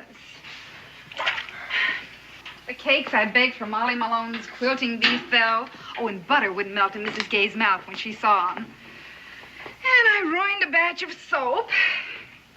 Oh, and Daniel, the cabin needs chinking. Has Israel been behaving? Well, he's just trailing after Prather Beasley again. And neglecting his chores. You know, the wood box is empty. And he's completely quit bringing in the water. Well, I'll speak to him about that. Where'd you say you'd been? Hmm? I said, where did you say you'd been? Oh, for Detroit. And who was with you? Oh, Cully for the most part. Becky, we need some more hot water. This is kind of lukewarm. Lukewarm, is it? Cully has been back in Moonsboro 3 days, and I never knew him to wear women's perfume. Don't you lie to me, Daniel Boone. Oh, that's cold. What's so funny? That's the second time this week that perfume's almost got me killed.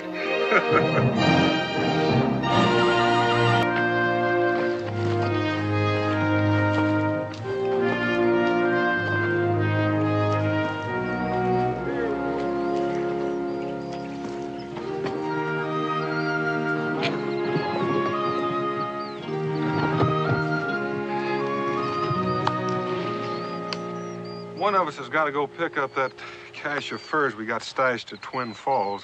And I'm still not sure I'm doing the sensible thing by letting you two take the rest of the pelts to the rendezvous. Now, Daniel, you know you can depend on us. Well, sure. I mean, Gabe and me work together like the well-oiled gears of one of them fancy European clocks. Like peas and greens? Don't worry about it. Just don't worry about it, because we're going to be there ahead of everybody else and get top dollar for them pelts. And when you get there with your furs and sell them, we're all going to be a lot richer and have a celebration. Well, it seems to me that I recall you two singing the same song last year. Only the celebration came before the rendezvous, and we got bottom dollar for our pelts. Last time we ran into some unforeseen complications. 2 Chickasaw maidens and a jug of white lightning. Now, there's more to that story than you know about, Daniel. Yeah, well, as a matter of fact, Daniel, now, there was some feats of heroism on our part, but us being the modest jaspers that we are, we just chose not to reveal it. Well, I figure if you two manage to stay out of just half the trouble this year, then we'll get at least half again as better price this year for our pelts. Solemn oath, Daniel. We'll be there 2 days before anyone else, Daniel. Word of honor. Ain't nothing gonna stop us this time. If you don't slow me up, that is. If I don't slow you up, well, you big tub of lard, I can out-walk you, outrun you. What I mean is, you know you ain't long on keeping your mind on business. I ain't long. Now, who found them squaws anyhow? Well, passing the time of day is one thing. But who was it that decided to teach them how to sing Yankee Doodle while them men folks snuck off with our pelts?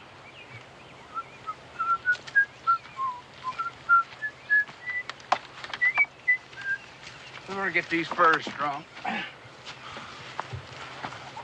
Dirty old trapper is what I am. I have been all my life. I've been in these woods so doggone long. I took an oak tree for my wife. A dirty old trapper is what I am. I have been all my life. I've been in these woods. What'd you forget the words? Oh, no. Daniel ain't never gonna believe this. Unless we take them back as witnesses. We're gonna take them all back? No, I guess he still wouldn't believe us. All right, do you want our hides or them? Say. You understand, Indian? What's he talking about? He said to move out. That's what I thought he said.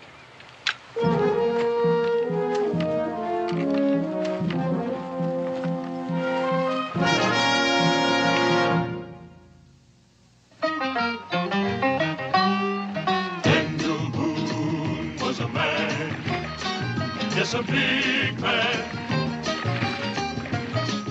with an eye like an eagle and as tall as a mountain was he. Daniel Boone was a man, yes, a big man. He was brave, he was fearless, and as tough as a mighty oak tree. From the coonskin cap on the top of old and to the heel of his rawhide shoe, the rippin'est, roaring'est, fighting'est man the frontier ever knew. Daniel Boone was a man, yes, a big man, and he fought for America to make all Americans free. Daniel Boone.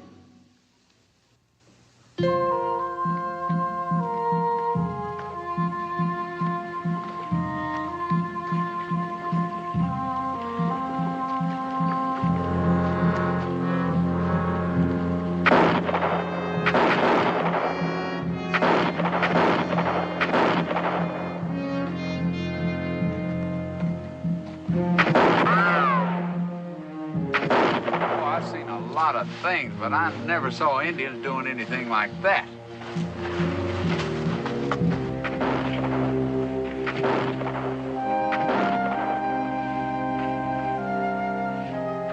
Well, I do.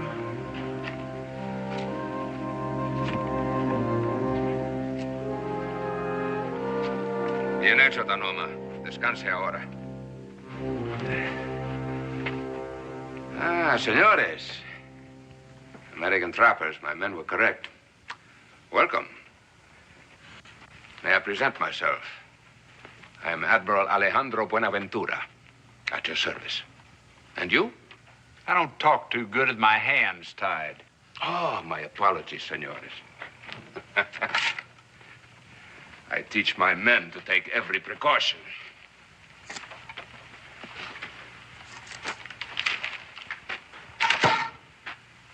I'm Josh Clements. He's Gabe Cooper. Senor Clements, Senor Cooper. May I offer you some refreshments? After your involuntary journey.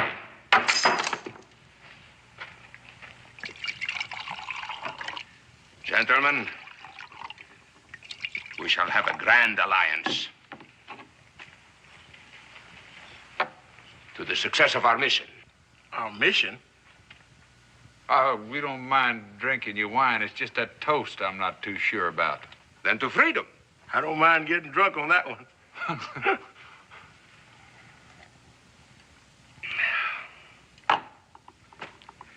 No doubt you are wondering, who is this mysterious pomposity who calls himself Admiral while prancing around in deerskins hundreds of miles from the sea, yes? An excellent question deserves an excellent answer, no? Admiral, suppose you stop the questions and quit playing games. Games? The great jewel knife of King Charles III of Spain is pressed against the throat of your country. You call that a game? You know, Admiral, I kind of got the idea you were Spanish yourself. For 14 generations. But I have no love for Carlos the Magnificent since he destroyed my fleet. You mean the Spanish destroyed their own fleet? Well, it might perhaps be better if we called it a private fleet. You got anything particular against pirates, Gabe? Ken says I have. Unless they got something against me. On the contrary, Senor Cooper, I think you will find that I am your ally in particular. I'm listening.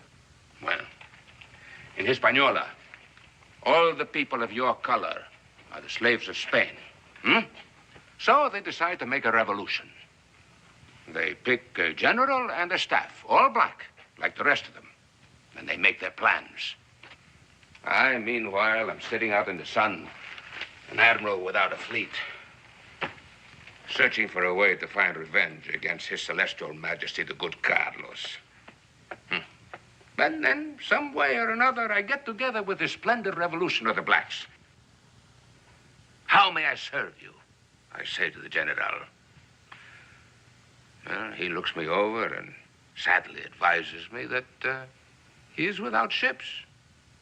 But perhaps I can help in another way. Anything to make trouble for Spain, I say. So here I am, training an Indian army, making trouble for Spain.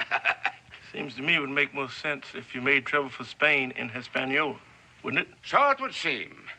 But my general, he figures that if we make trouble for Spain here, they will send troops here, leaving not so many troops to make a revolution against.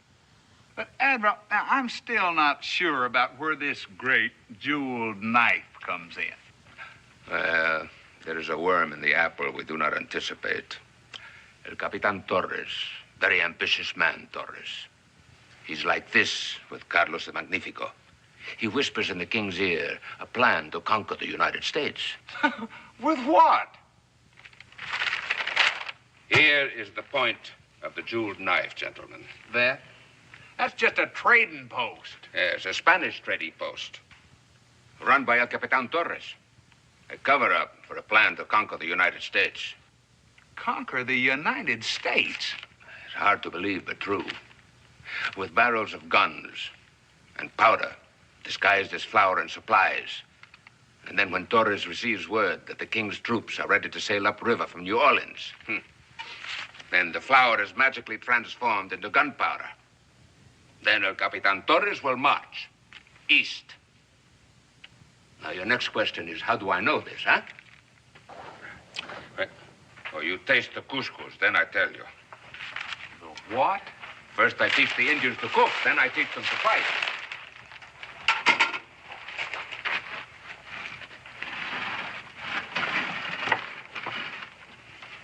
Sure smells good. The best of my cooks, Joselito, is now in the employ of El Capitan Torres. This here Joselito, he's still working for you, is that it? For me? For himself? For freedom, gentlemen. You know, Admiral, you serve a fine bowl of couscous and good wine, but you do not believe me. And you want to go. Go, then. No one will stop you. Perhaps I can find others more simpatico to your cause. all right, even if we did believe you, what can we do about it? Somewhere in El Capitan Torres' trading post is the invasion plan. My cook Joselito has sharp ears and nimble fingers, but he has been unable to find it. And you want us to find it? As Americans, Torres will never suspect you. After all, your country is cooperating with Spain. Your country needs you, gentlemen. The circumstances are bizarre, I know, but... Oh, no. There's nothing bizarre about that. We got to get into Torres trading post, snoop around, find a plan, get it out without getting strung to some Spanish flagpole. Then you will do it? I'm sorry, Admiral. Some other time. Right now, we got a rendezvous with a beaver about that tall with a part in his hair. But if you ever come floating by in your flagship again, you just pipe us aboard, and we'd love to have some more of that couscous. Sure is better than hog jaws.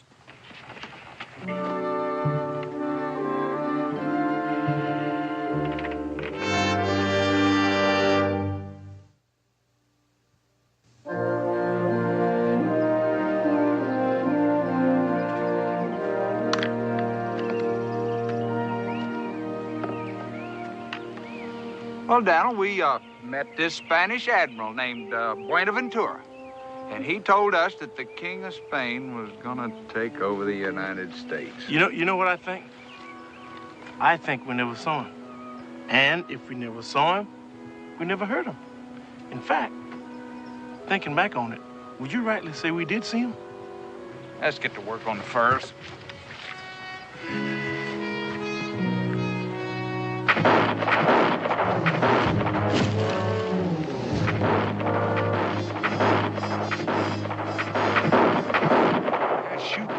Good for Indians. You thinking what I'm thinking? If you're thinking we're caught in the middle of a crossfire, then you're thinking what I'm thinking. Look over here.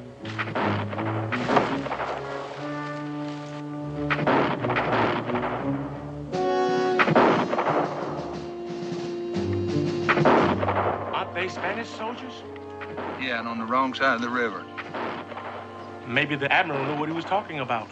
I wish you'd look at that. Got more holes than a horse blanket full of spring moths. And, Daniel, the reason our furs are shot full of holes is because we got caught in a crossfire between a bunch of Spaniards and Indians. Why don't we just tell them that we got caught in this big hailstorm? ¡Rifle, estúpido! Son americanos. Ah, señores. Perdón. No era nuestra intención asustarlos. Nosotros somos amigos de los americanos. Do any of you fellas speak English? No comprendo. Posiblemente alguno de ustedes hable español. You shot our pelts full of holes. Your rifles are... And you ruined our furs. Now what are you going to do about it? El capitán, ¿comprende? El capitán. Did you say captain? El capitán. ¡Atención!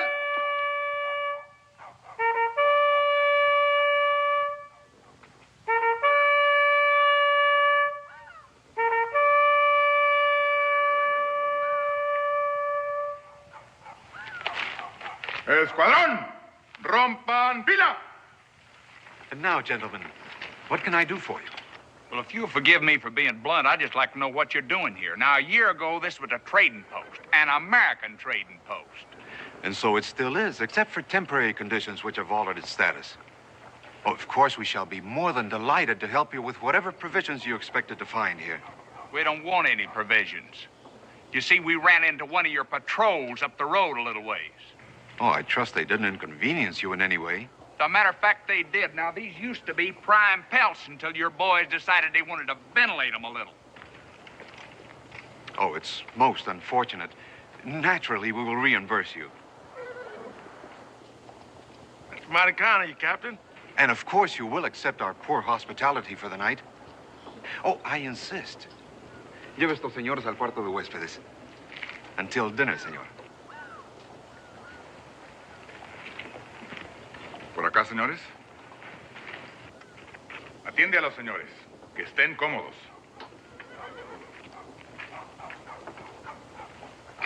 Friendly enough, fellow, wouldn't you say? Les he ordenado una y otra vez evitar incidentes con los americanos.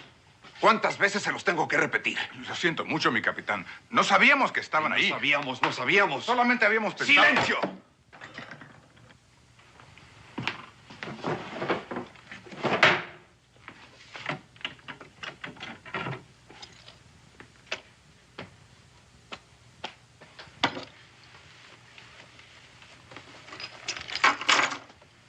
The Capitan, he say he hope this make up nicely for the furs. Oh, you tell your captain we thank him a lot. Excuse me, sir. I don't think I caught your name. Procedito, senor. From the Indies, aren't you? Si, Espanol. Will there be anything else, senor? No, just thank the captain for us. Si, gracias.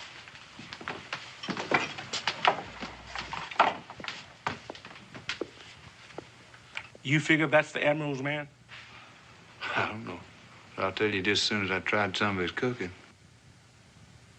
Oh, never had I tasted such magnificent sauce. Mine host, I said, you must give me the secret of this sauce or I shall perish. No, he said, a secret it is and a secret it shall remain.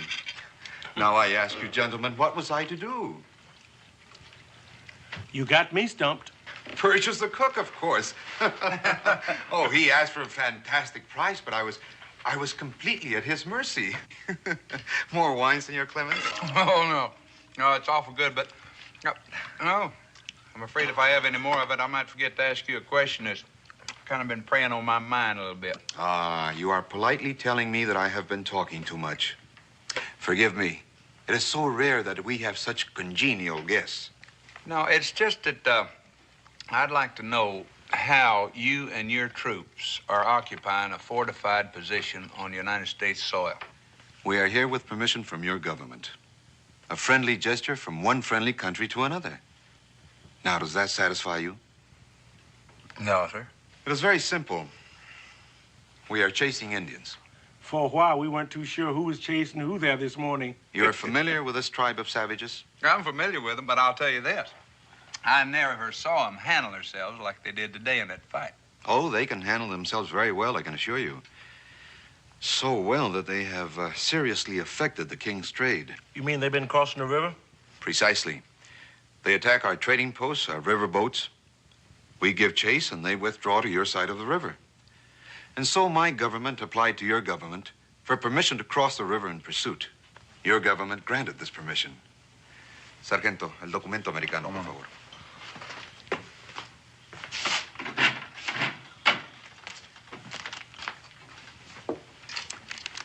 And so, my friend, here we are. Signed by your Secretary of State, as you can see.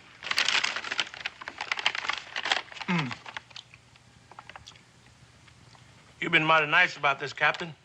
I hope you weren't too put out by our questions. Oh, not at all, Senor Cooper. I admire your patriotic fervor. I assume, then, that you're satisfied that I and my few soldiers are not here to conquer your country? I guess we deserve that. Captain, we thank you. And we'll be pulling out at dawn in the morning. Well, have a good journey, gentlemen. Good night, Captain. Senor Cooper.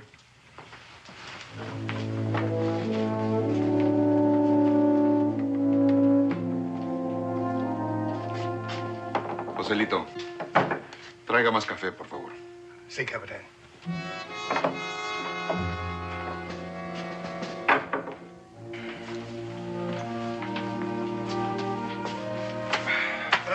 Sure feels good. What do you make of him? He's real polite. So is the Admiral. The question is, which one of those dingbats are trying to take over the country? Right? Right.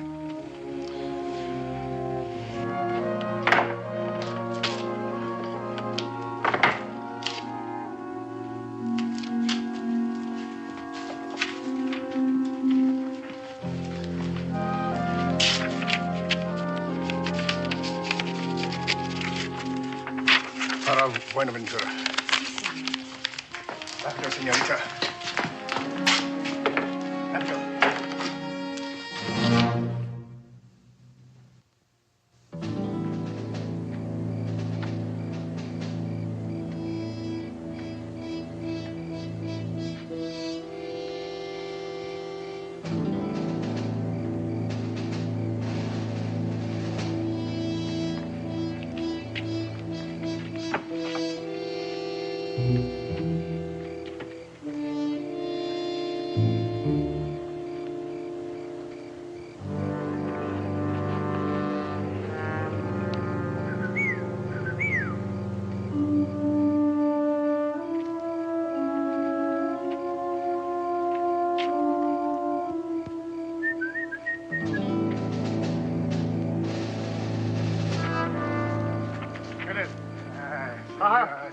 Joselito. Es una noche fría. Haga un caliente. Muchas gracias. Nada, nada.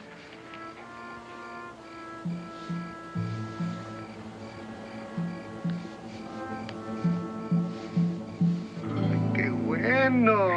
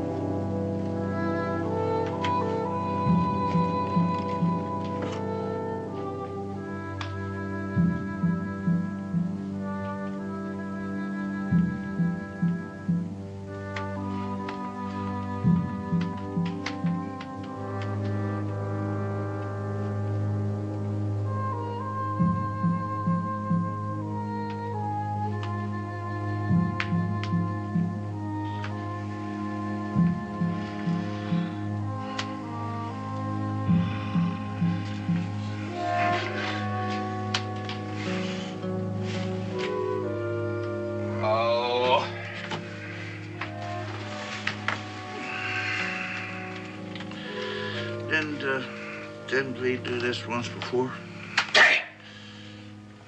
He says to... I know. Maybe we ain't gonna save the United States, but I'm sure learning the lingo. Oh. I think they're trying to tell us to get dressed.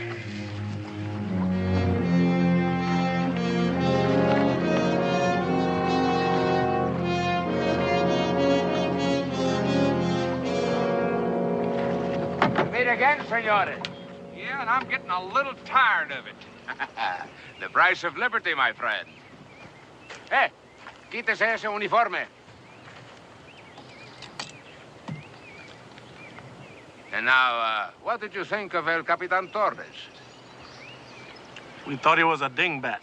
If you mean snake, you have been observant. No, he's a dingbat because he overpaid us for our furs. When a man overpays, isn't he buying something more than you bargained for? Meaning what? Meaning your suspicions of his patrols on the wrong side of the Mississippi? You're on the wrong side of old Muddy yourself, aren't you, Admiral? Ah, even if I wanted to, could I conquer the United States with this small band of Osage braves? You seem to trust him more than you trust me. Yeah, well, he's got an agreement with our government. Caray, que bruto, bruto. I risked my best men to bring back 2 fools. Here, come on.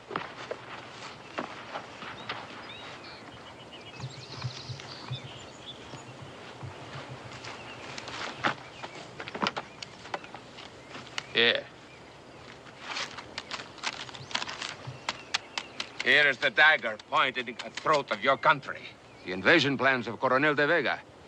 Coronel de Vega?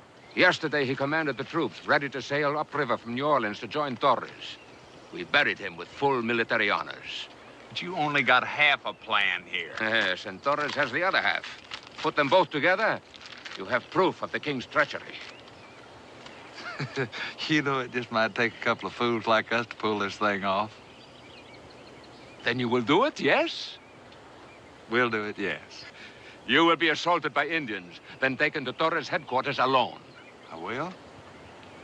And you, my friend, you are going to be dead. Dead? Torres' patrol will be here in about an hour.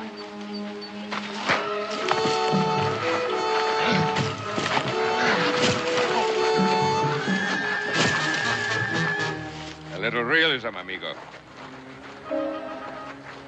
We must convince Torres you were really assaulted by Indians. Sounds good.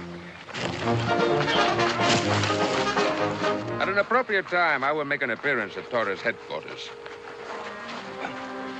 Posing as De Vega's orderly.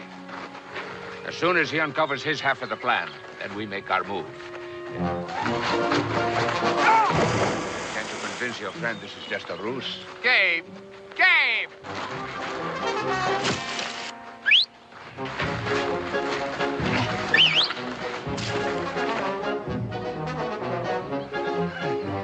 You ready? I must warn you, amigo. I'm a thinking pugilist.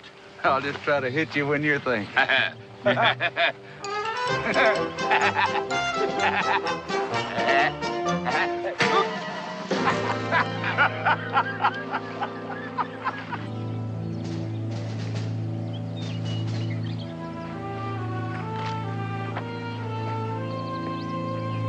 Help! ¡Escóndete! Help! Ahí está, vámonos.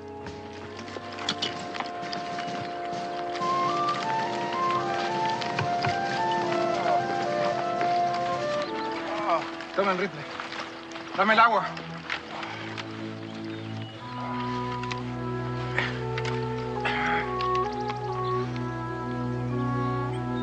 Thank you.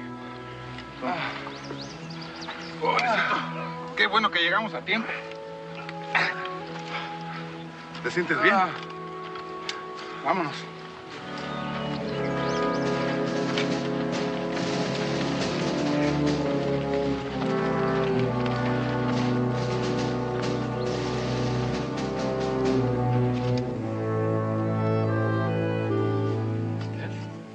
¿Nada más? Ahí No. tienes. ¿Ya está? Thank you. Gracias. De nada. Está bien. No tiene nada roto.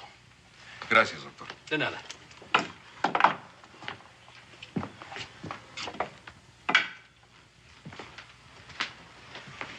He says you're not seriously hurt, Senor Clements. Is that so? Do you feel well enough to tell me what happened here last night? I said, what happened here last night? They killed Gabe Cooper. Oh, the poor man. My deepest sympathy. But when I awoke this morning, I found my sentry abducted and you and your friend missing.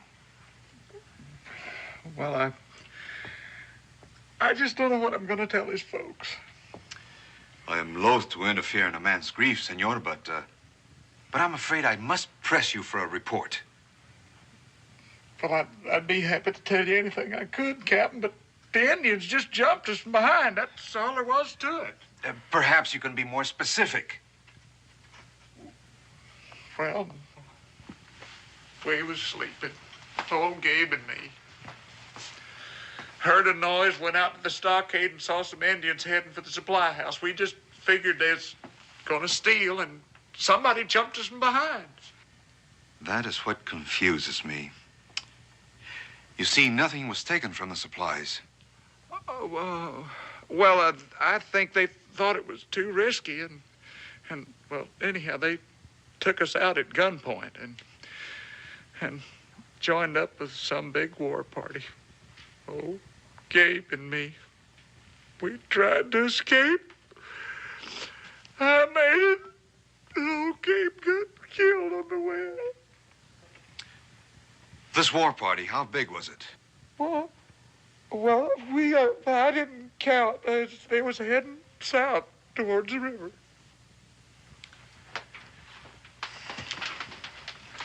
I appreciate your cooperation, senor. I shall bother you no further.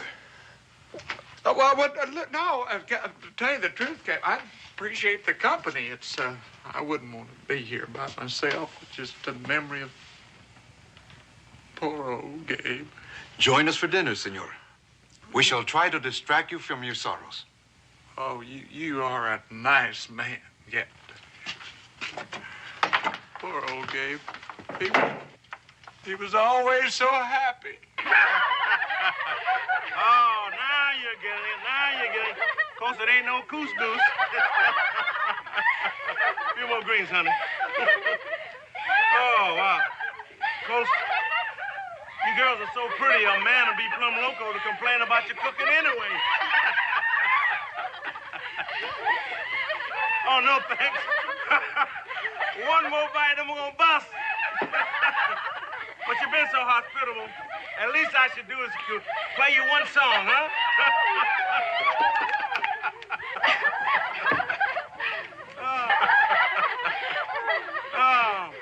How about,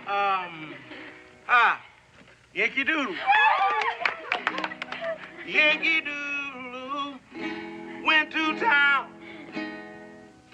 riding on a pony. Struck a feather in his hand and called it macaroni. Yankee Doodle, keep it up. Yankee Doodle Dandy. I tell you, mind the music and the straw, and with the girls, be handy.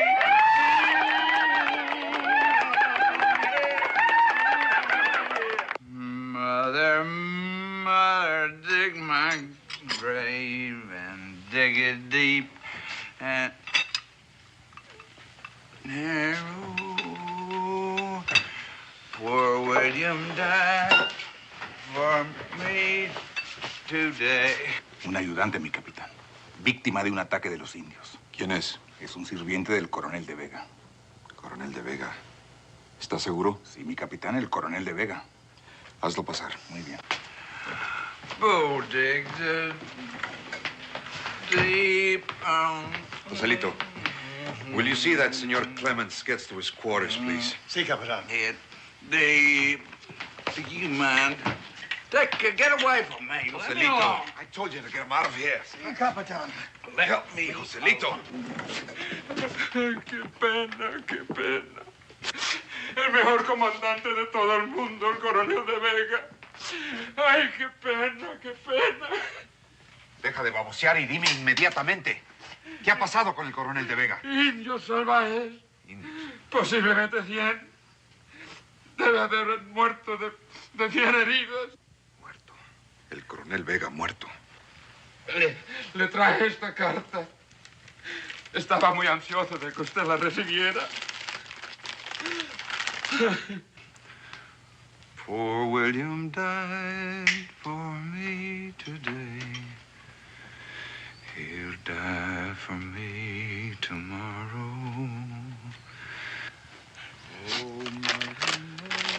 Lleva a este hombre a la cocina y dale de comer. Gracias, Excelencia, gracias. Ay, qué pena.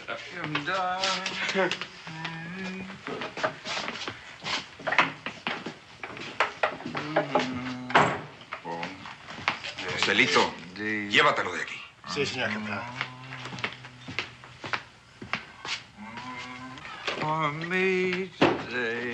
Joselito, rápido. Sí, señor.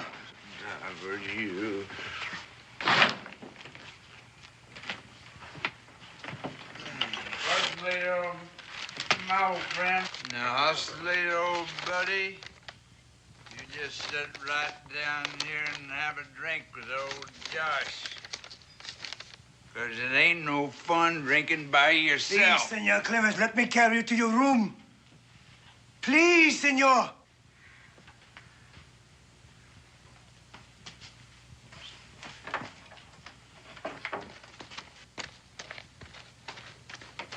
Capitán! No me interrumpas, Joselito.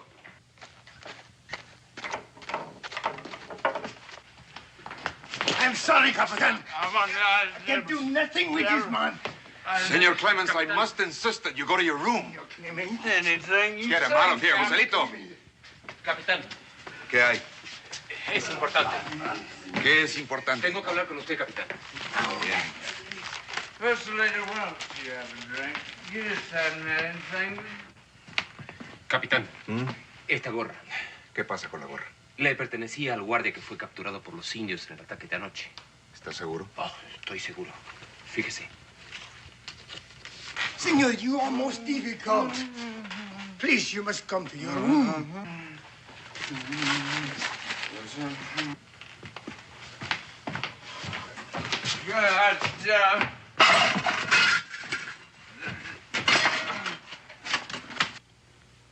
Saca a ese borracho de aquí. Sí, Capitán. You are the Capitán.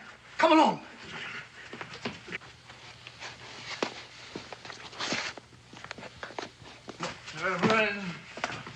Brave and narrow. Captain, I'm leaving.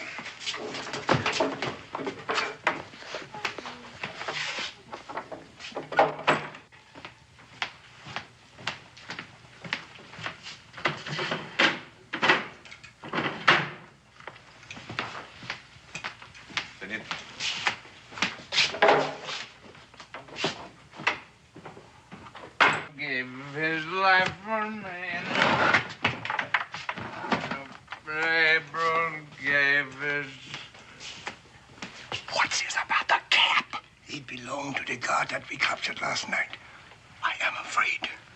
What, then they know that Buenaventura is a fake? At least they are very suspicious. What's the captain gonna do? He will question him. Can you get out of here without anybody asking you any questions? Yes. Well, this is what we've been looking for.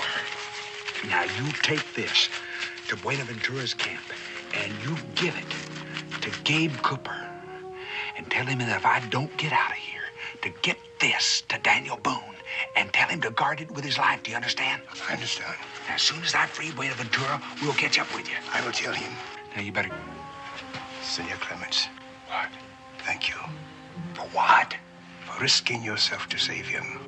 I know you could take this out of here yourself. He would do it for all of us. Now, go on. Get.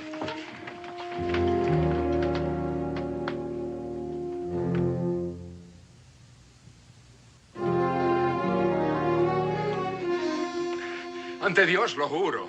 Le he dicho la verdad. En el nombre de mi santa madre.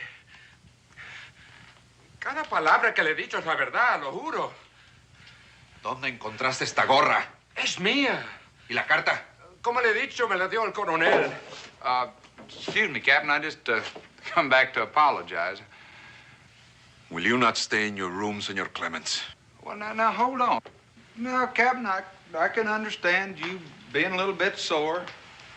But I went out and got some fresh air, and I figured I'd kind of made a fool out of myself, and I just wanted to come back and apologize to you. And if you'll let me have a cup of coffee, I'll go on and won't bother you anymore. Get it and get out. ¿Hasta cuánto piensas seguirme mintiendo? Le juro, es la verdad. Échalo fuera. I want to say you've been a real good host, Captain. I got a lot out of this visit. Everything I could ask for. Enciérrenlo. Yo me encargo de él después. Sargento, enciende el fuego. Sí, capitán.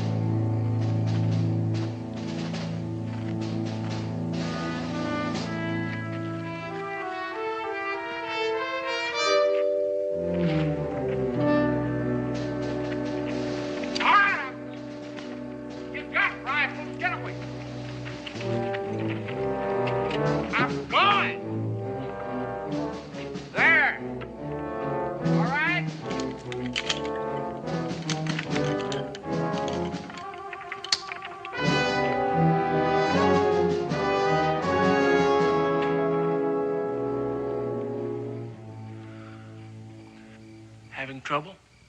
Who is that? Why, this is that well-oiled gear from that fancy European clock. What do you... It's great.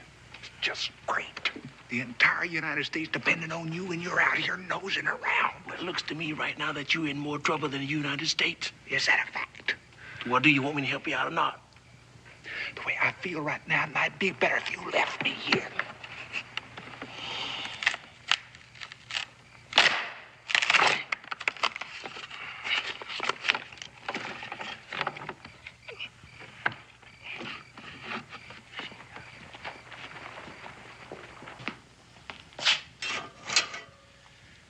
Te doy hasta 3 para que me digas cómo conseguiste la carta.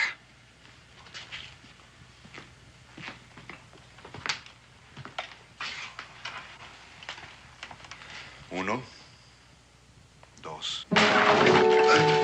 ¡Agárrenlos!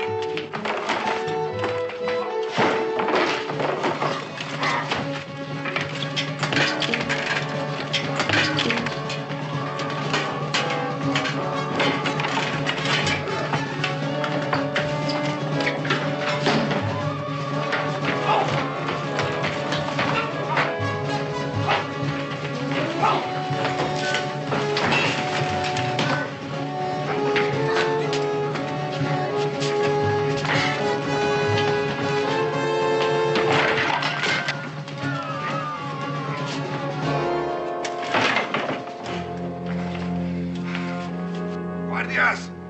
¡Guardias! ¡Caray! ¿Qué ha pasado? Hold up! What about him? Let's take him with us. He might come in handy. Who are you? We're just a couple of trappers and a pirate trying to get along. You ready to go? After you, Senor Clements. Senor Clements, the plan. You got it? We got it. It's a little singed around the edges, but we got it. Here, you carry this. Makes me powerful nervous. Oh, I wish Daniel could read Spanish. Because you're never gonna believe this.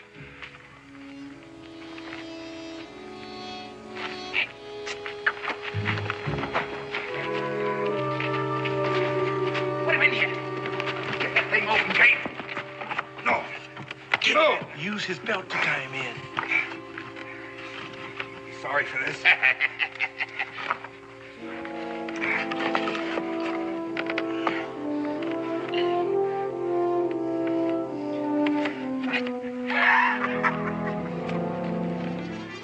Sargento! Josh, over there, over there. Come on.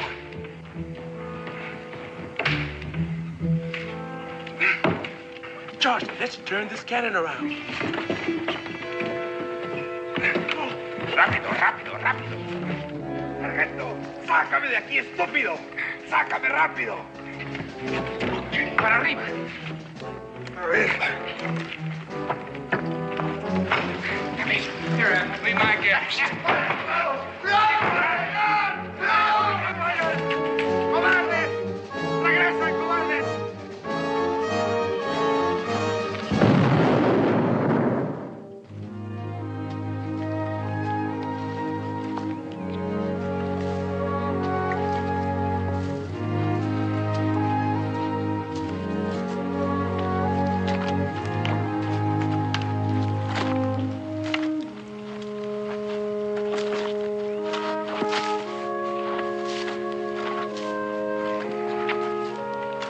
like the rendezvous is over. Everybody done come and gone.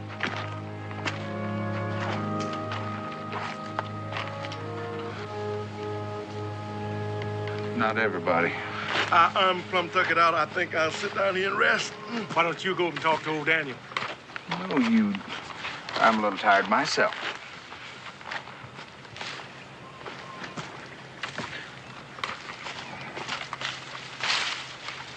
Don't even try to tell me. I'm not sure I want to hear it.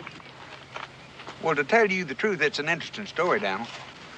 Something like 300 Tuscaroras and a grizzly put you up a tree? No, that's not how it was at all. We held off an invasion of the Spanish army. The Spanish came marching over the Mississippi waving their swords and took your pelts away from you. No. They paid us for them. Top money, too. And this is a map of the invasion plan of the Spanish.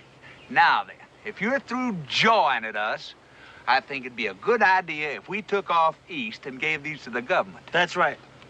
Here we sit talking while the whole country is endangered from the jewel knife of Charles III. Come on, Gabe.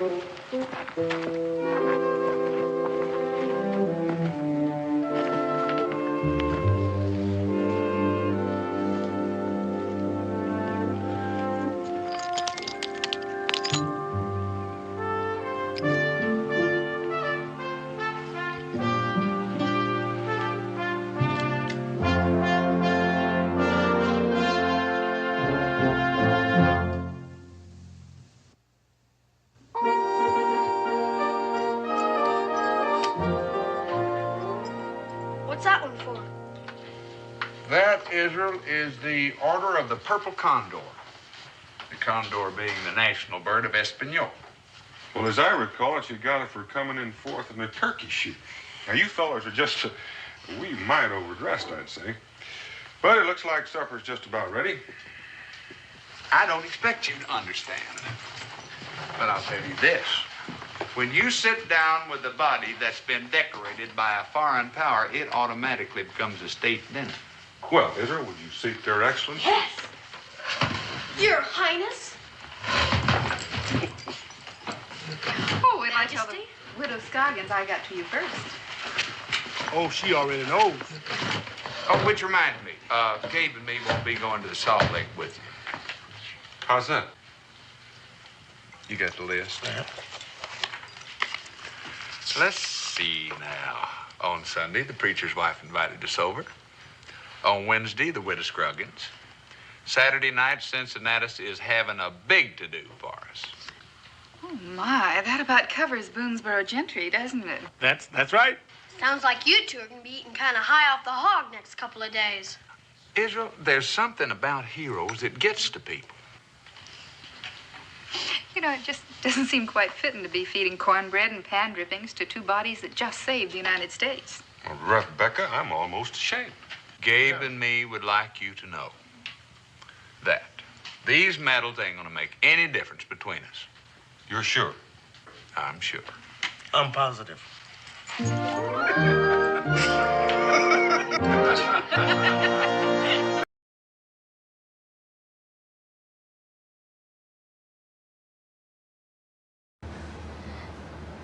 Hello, chào tất cả các bạn nha. Chào mừng các bạn đã đến với kênh của mình nhé. Hôm nay của mình tô bức tranh những côn trùng nhỏ sôi động này nha.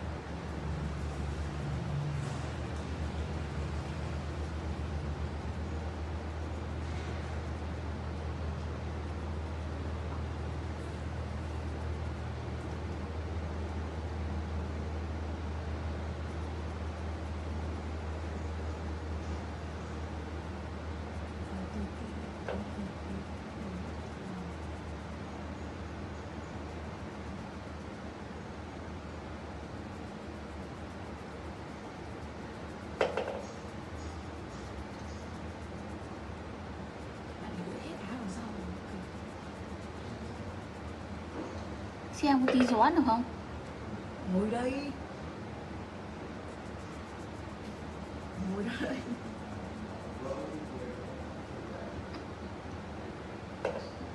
Ngồi ra đây.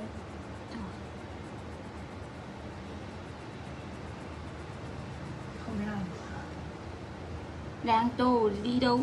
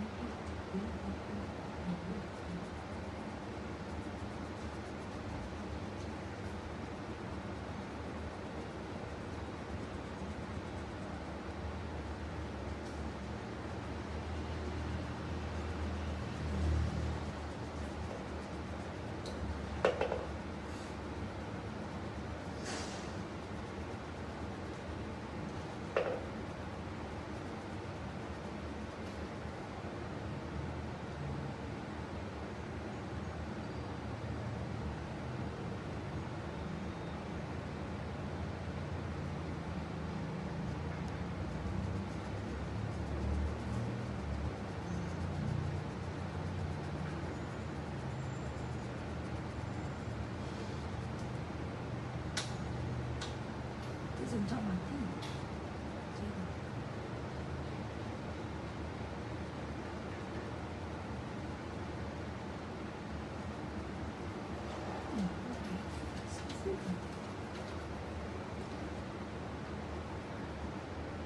Mình sẽ kết thúc video tại đây nha. Cảm ơn các bạn đã xem video của mình.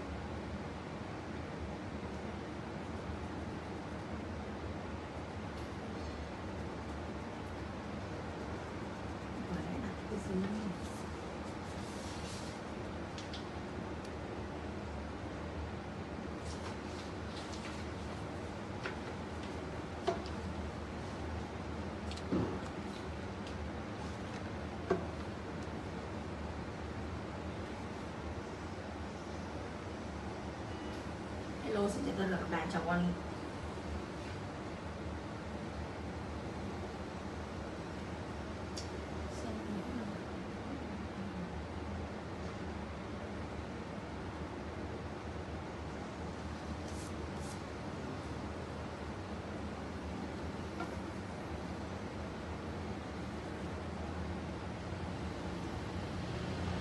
Hello, xin chào tất cả các bạn, chào mừng tất cả các bạn đã quay trở lại với kênh của mình. Hôm nay mình sẽ tiếp tục tô bức tranh Mèo Con Đang Thư Giãn Trong Vườn Hoa này nhé.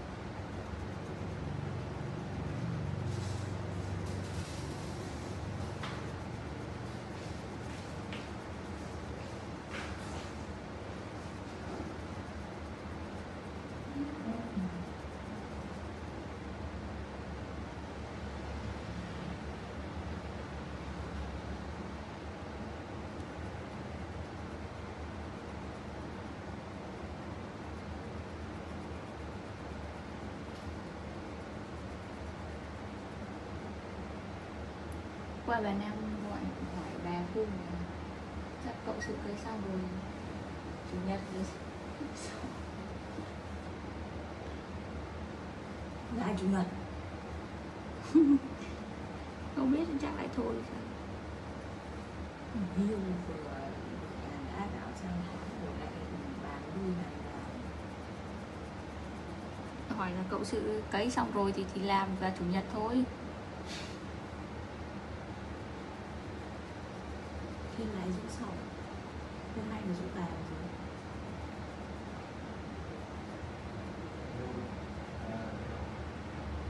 Ôi Thảo ơi, mẹ em bảo là để sang tháng hết mà.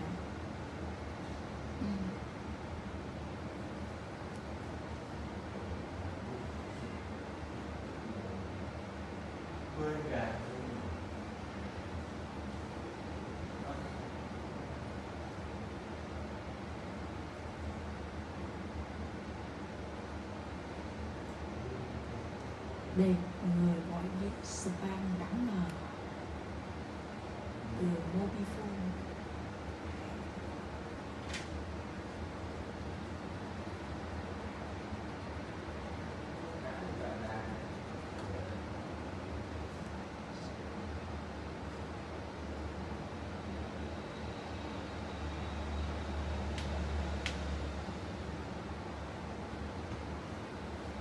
Hấu hẳn vậy.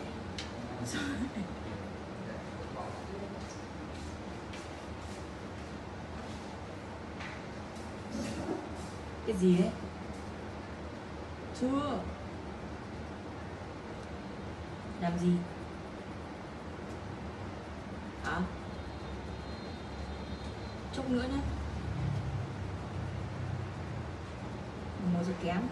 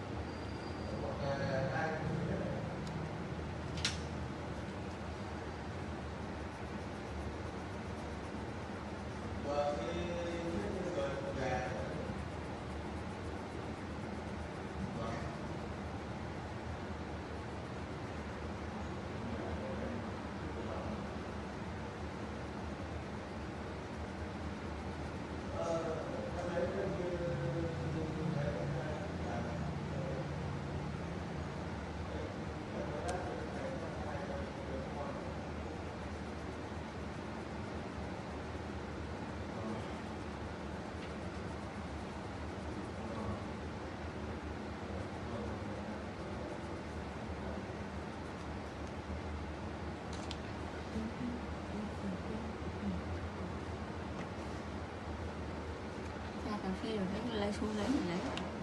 Và nó không kết thúc ở đây. Tụi em là xong rồi. Mình xin kết thúc video tại đây nha. Hẹn mọi người vào những video tiếp theo của mình nha. Bye bye.